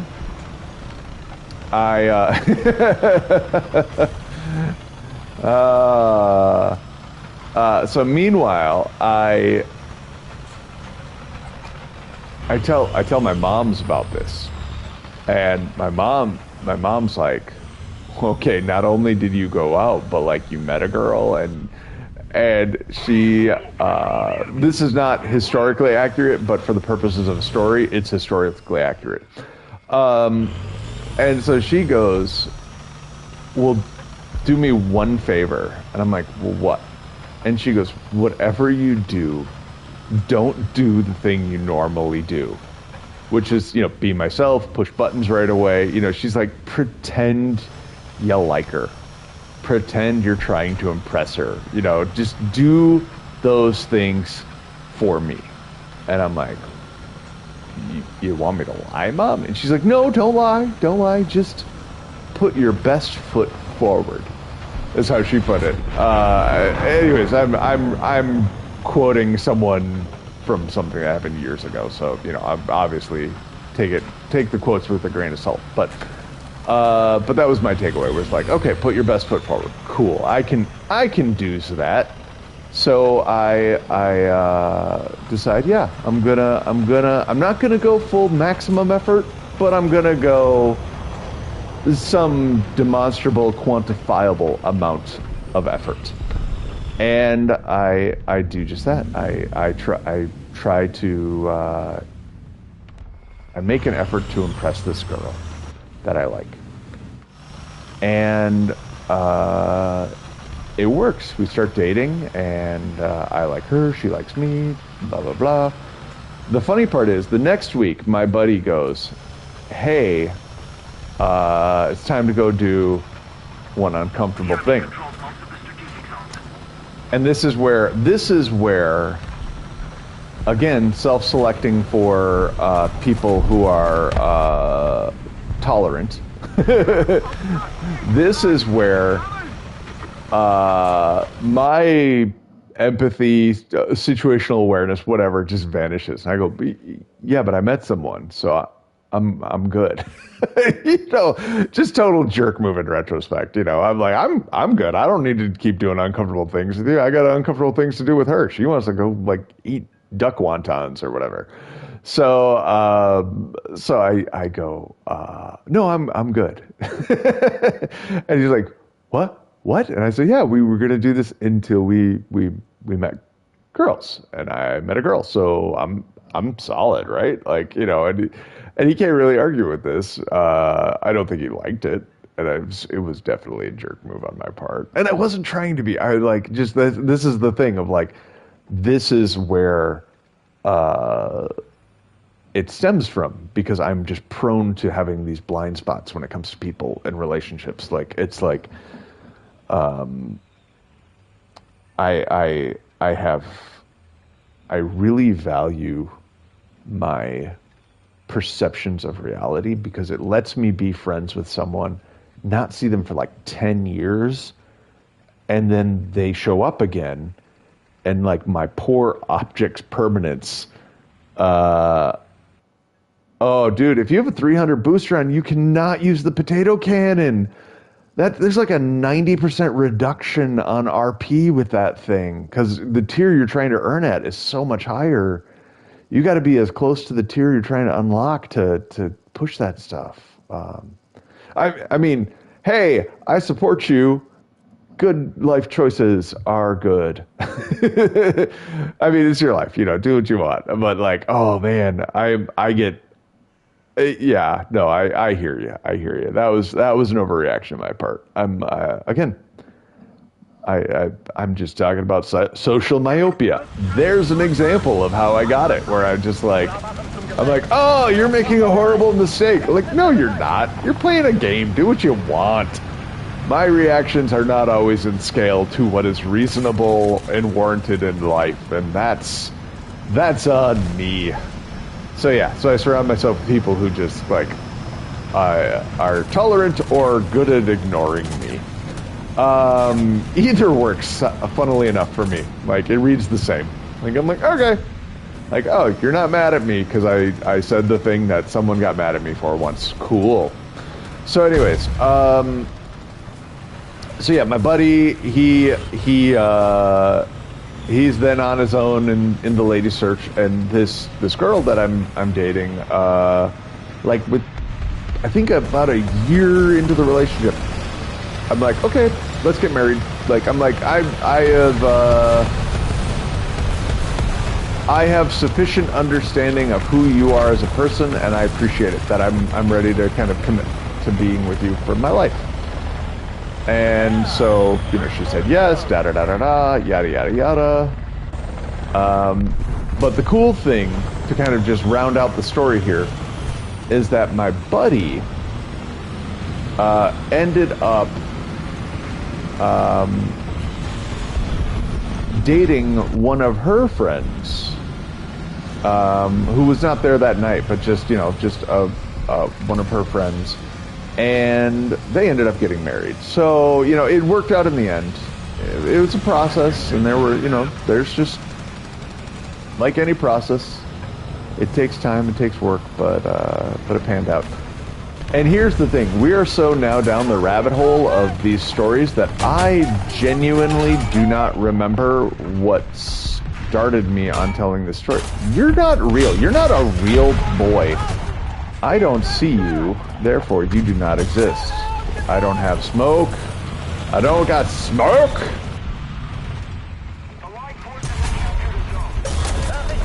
Operation Get Behind the JPZK. Oh, that was you getting behind me.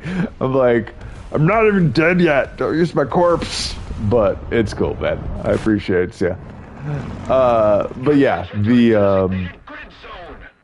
yeah, so I'm so far down the Inception rabbit hole that the story that I was telling, that story to support, I have lost the thread on. So, hopefully that was entertaining, or this channel is not for you. Oh, the engagement ended or the story ended? What ended quickly? Oh, yeah, there. Good old War Thunder. Drive 50 feet and explode. Sorry, 50 meters and explode.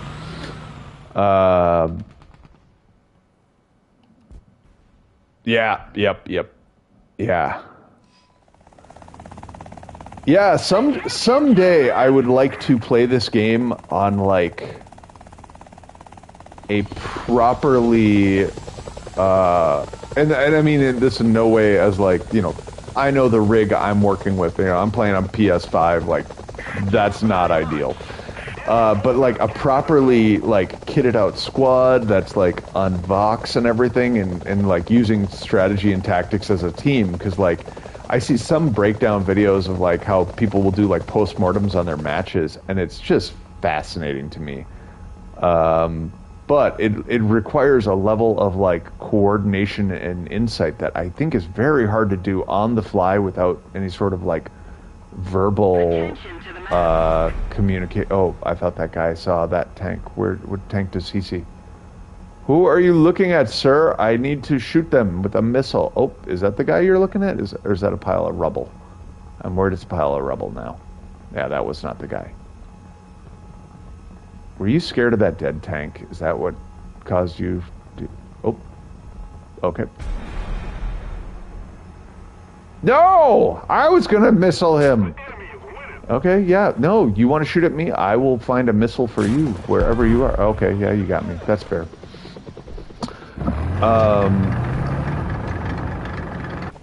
Wow, I scanned... I must have scanned right past him and didn't see him. Oh, it's one of those.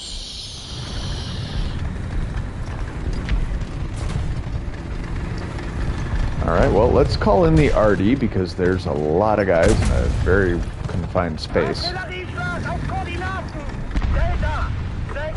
Oh, do we actually have enemy air in the region? Yes, we do, and they're using missiles.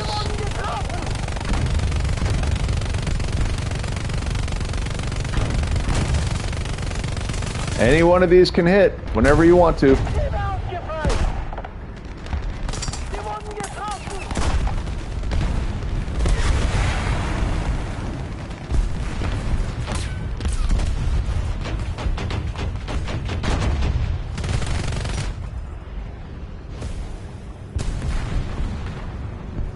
Come on, radar, you need to work through smoke.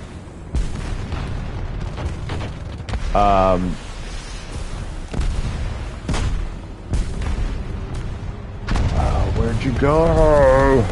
I want to shoot you with more guns. But there are too many other guns around.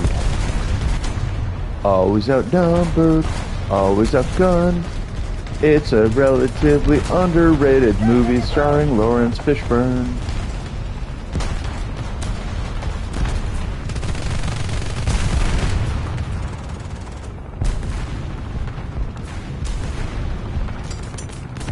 Why is radar not working in smoke? I don't understand that.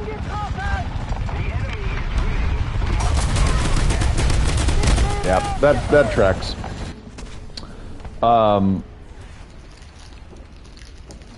Yeah, so properly kitted out squad with voice communication and, you know, trying some like more elaborate, you know, flanking angles, things like that. I gotta get gooder before that's a thing for real, but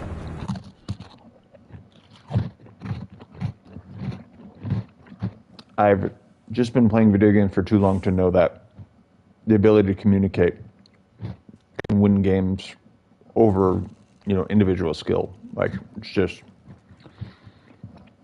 in this game more so than others because you can have things like, you know, you can have like a heavy that can draw fire and then lights that can scout and, you know, like it's just...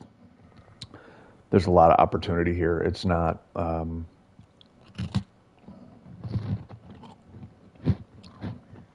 it's not COD, you know, it's not Call of Duty or any game where one individual person's skill can really carry the team. I mean, it can in this environment because we're all just living on the skill of our team members. So, but I think with communication, that's like a skill multiplier, I think is what I'd call it. It's like not even a skill it's like a force multiplier. You know, like if you have good comms, you're fighting in Vietnam and not World War II. You know, like it's just like look at when radio technology entered into real warfare on a reliable basis. You know, World War II, first time they could really call in reliable air cover. Yeah, I reference COD, but I have not played COD in quite some time. I burned out hard on Battle Royale style games. But that's because I have a play style where I tend to define success or failure. This is a horrible place to be. I should not be up on a ridge. I need to get down into those woods, which I was trying to drive to. The ridge just happened to be in front of me. I tend to define success in games as like kill-death ratio. But because of that, I prioritize not dying over killing. Which means for me, when I'm really enjoying a battle royale, I'm spending a lot of time hiding. And like when I look at like how I want to spend my time, sitting in hiding in a game, not it. So I came over and played War Thunder, where I'm gonna sit and hide in the bushes. But that's actually more effective at getting you kills, because like in a battle royale game, you can hide all you want, but once the engagement starts, it is so dependent on individual skills. Sorry, I'm eating a cookie like right in your ear. It's so dependent on individual skills, and ultimately, War Thunder, you know, there's a lot more factors than just individual skill. Like someone can be a good tank driver, but like if your tank's outmatched, you're gonna have a bad day. You know, if I'm driving a Weasel and you have an Abrams, there's no question who wins that fight. Like the question is, can I do anything other than fight you to give my team an advantage? But I know I will not win a fight on an Abrams. I can certainly annoy an Abrams, but yeah, I'm not winning. So that's what I like about this game, is that there is crap. Where is he? Where is he? Hubschrauber, 10 Uhr, Entfernung 1200 Meter. Crap, I cannot hit him. Yep. Yeah, there's just a fundamental disparity that turns it into more like the engagement's more like paper, rock, scissors, you know, which is frustrating because it means you can do all the communication, all the maneuvering right, and still end up in a bad situation, you know, a Weasel running into a moss. That Weasel's going to have a lot of fun tracking the moss and never being shot, but I still don't think the Weasel wins. Like, I don't know, maybe a Weasel could kill a moss. I don't feel like it could happen, though. I haven't checked the pens. Maybe there are some pen values where, like, the Weasel can actually pen certain parts of a moss. But, alright, yep.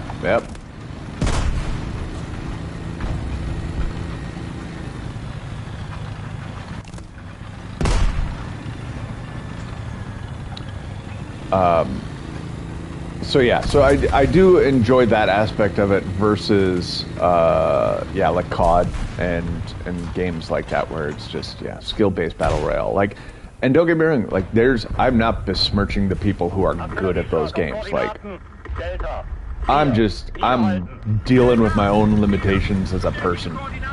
Like, I'm like I have very bad what I'll call twitch reflex. You know, like when I was young, ooh man, I could zip around, I could see motion, I could respond and react to it quickly. Now there's just more of like a cognitive element going into it where I'm like, rather than react, I think. Which I think in sort of any sort of intense reaction-based scenario, thinking is actually a liability. I think that's kind of like why the military trains like they fight. You know, they're like they don't want. I saw him there, and rather than react and stopping and starting to pull back, I'm like, let me confirm that I saw him, so I'm not wasting time. And that thought process just drove me right into that shell. Like, because it was like I didn't react. But yeah, one of the reasons why, as I understand it, the U.S. military trains like they fight is because if you train under different circumstances than you actually encounter in the field, what happens is when you encounter the field circumstances, all your training like goes out the window. You know, you really do need to have like the honed reflex, not the thought. A few years ago, I was a referee for a paintball place. I liked playing paintball, and if I was a referee, they gave me all kinds of discounts. So I'm like, oh, I'll ref on the weekends. And they had a special event. It was Air Force ROTC versus I can't remember if it's Army or Marines, and I feel like I really should be able to know the difference. Like, it was very clear at the time. I want to say it was Army ROTC, but it could have been Marines. For the purposes, it was one of the ground militaries.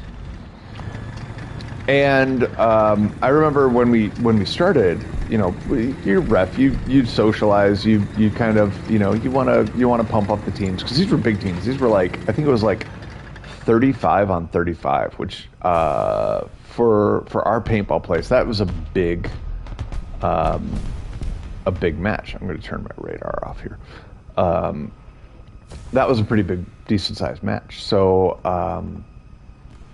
yeah, I'm just kind of warming them up and explaining the rules and everything. But like, what I've found is that in being a ref, like half of it is just the social bonds you can make with people to generate enough respect that when you tell them something, they're going to listen to you. You know, like I'd love it if everyone just followed rules because rules are there and they're super important. But that's not how people work. They follow rules because they like the people who enforce the rules. Or they're fearful. It's either an appreciation or a fear. And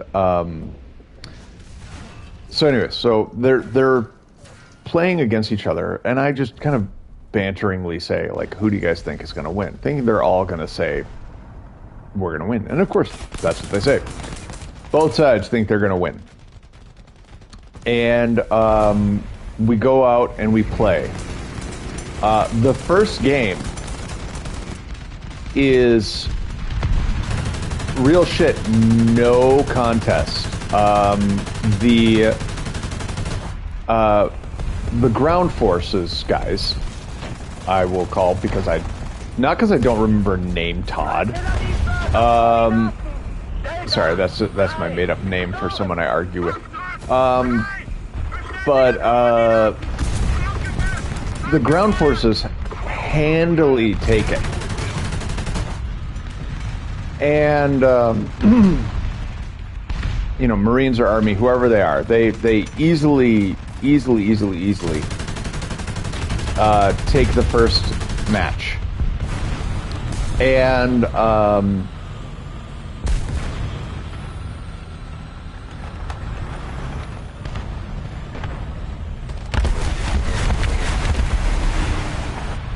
they take the first match, and then they take the second match, and they take the third. And the first match, to be clear, not even close to fair. Not even close to fair. It was so one-sided. Bruh, are you hiding behind me? I am not the thing to hide behind here in this situation. You got the wrong idea. But yeah, so not even a close match. I think the first match, the ground forces guys lost 2 people to 35 losses on the other side. It was about as one-sided as you could see. And I was like, wow, shit. The interesting thing was that they played about 20 games. And after game 5, it started getting competitive. And by game 10, Air Force was owning them.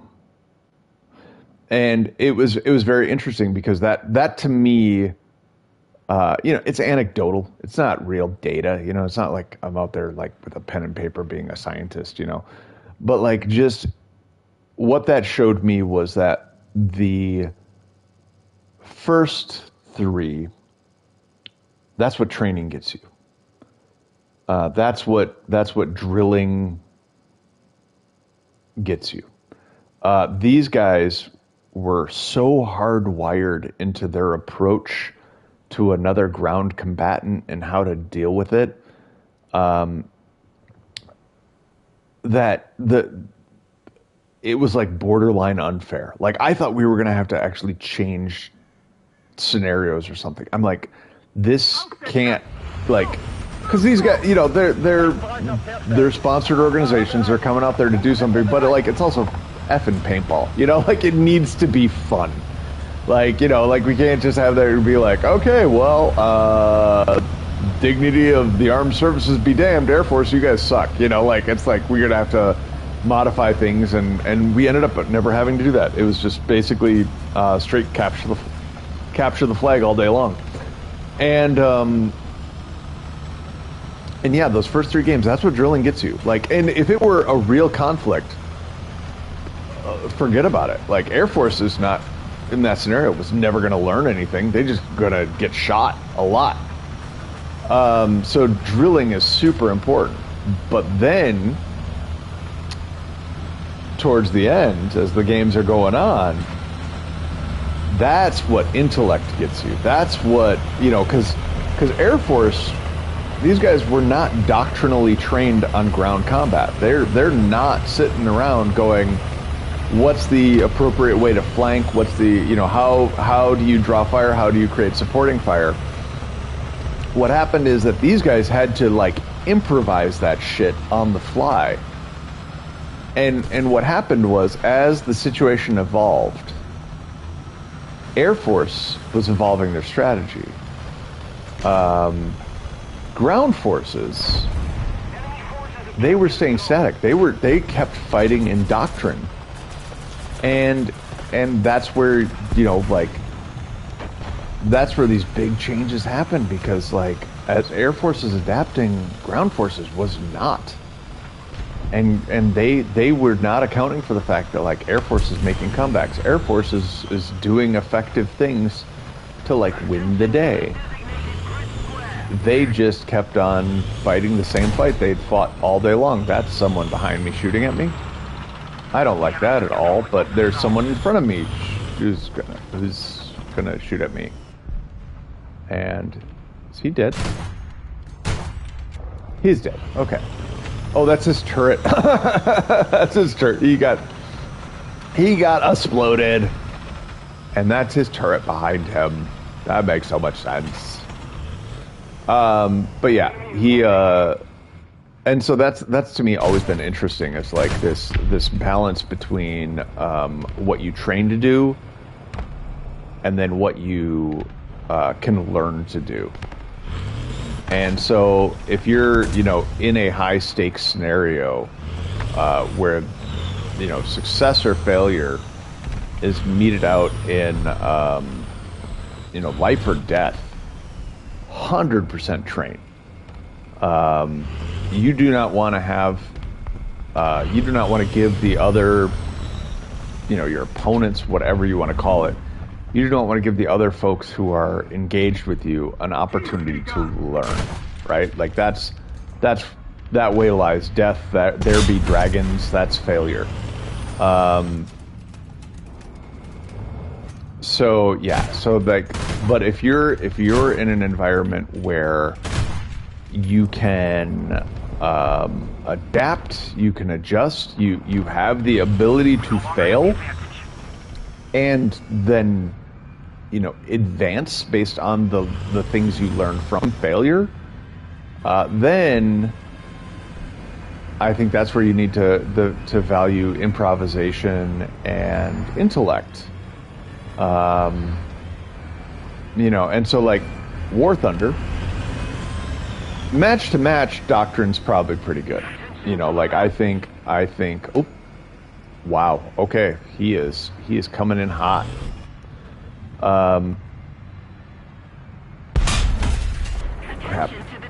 Crap. Man, leave some for the rest of us, buddy. So yeah, I feel like War Thunder kind of falls into, doctrinally,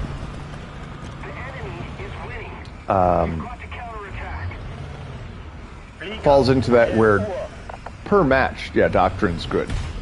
If you're playing a team of randoms, Doctrine's going to be king, because your team that has trained together, that has kind of these rote approaches to situations, these rote strategies, they're going to be able to execute plays, for lack of a better word, very effectively, and they're going to be able to pull off some really amazing shiz. Juxtapose that with random battles like this, where you can't rely on your teammates, where you can't know what they're going to do, and suddenly intellect and improvisation have to be the major values. At least that's my armchair quarterbacking of this game. All right. I think even though I know, thank you, even though I know there's someone over there, I'm inclined to make the push to let my teammates get some shots. When did I switch to missiles? That's weird. That's a weird choice. So yeah, I'm going to pull wide, go over this ridge, and I'm going to run to their side of the woods. And this is me improvising. And I'm probably going to blow up. Like, there's no part of me that doubts that, actually. But in the process of it, I should actually switch back to guns. What just happened? What happened? I turned my tank around? I am so smart. SMRT. Alright, but yeah, I think, yeah, just sometimes you just gotta improvise. You gotta make an opportunity, you gotta make a hole, and you gotta hope a teammate can exploit that. That they're gonna see the moment, that they're gonna see that same chance. Because we're probably not too far off from being pushed back to our spawn. And so I'm hoping that either I get in a good position to push their spawn, which it's feeling more and more real, or I serve as a big enough distraction to them that then they have to take the threat of having a flanker be way over here seriously, so that they can't just keep pushing us out of their spawn. I am tribute. I am the tribute that will get them to turn away and come hunt. Mark him out again, please. I cannot see him. Get big, puff up. Oh, there he is. Is that is him? It's an MG, that's for sure. What's the range? Any day now. Is it an MG? Oh man, that's hard. Whatever. We'll take the shot and we'll find out. Okay, that is. Yeah, sucks to be you, bud. Sucks to be you. Did that get your buddy to stop? Did he go, hey, my friend just exploded. I should help out? Or did he just drive by like a baller? We need to put more pressure on the enemy. Well, I definitely got one guy's attention.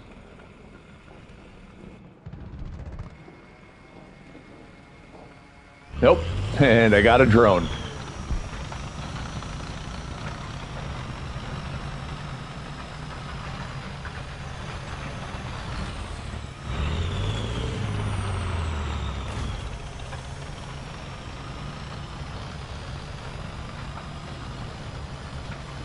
Now, you can drone all you want, but what you don't understand is this.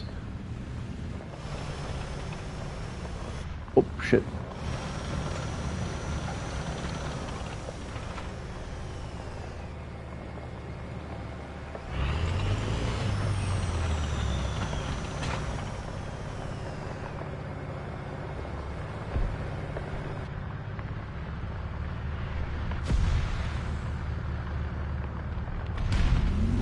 Crap, there's two of them.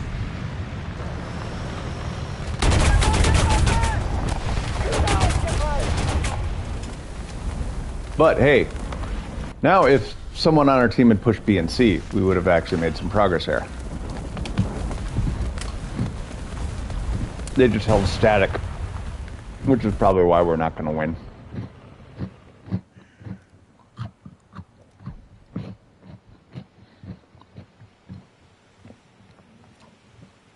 And their team is very well coordinated. I mean, that was someone droned me and two tanks rolled on me.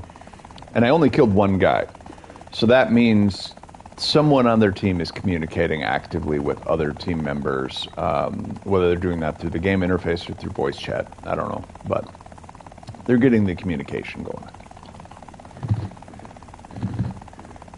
If we don't do something fast, the enemy will win.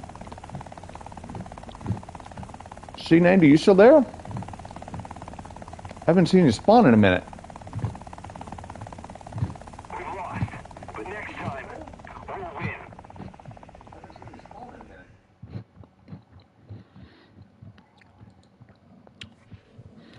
Well, let's see. Looking at the time. Yeah, I think I gotta bounce. I gotta go run some errands today. So, life stuff, you know, super fun, super sexy. Tell you all about it some other time, I'm sure. The way I tell random ass stories. But hey, I may be on later, but you know, in case I don't see you, you have a wonderful day, and I appreciate you. Talk to you later.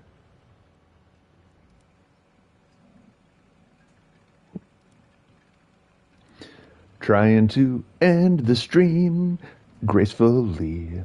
Oh, that's 18.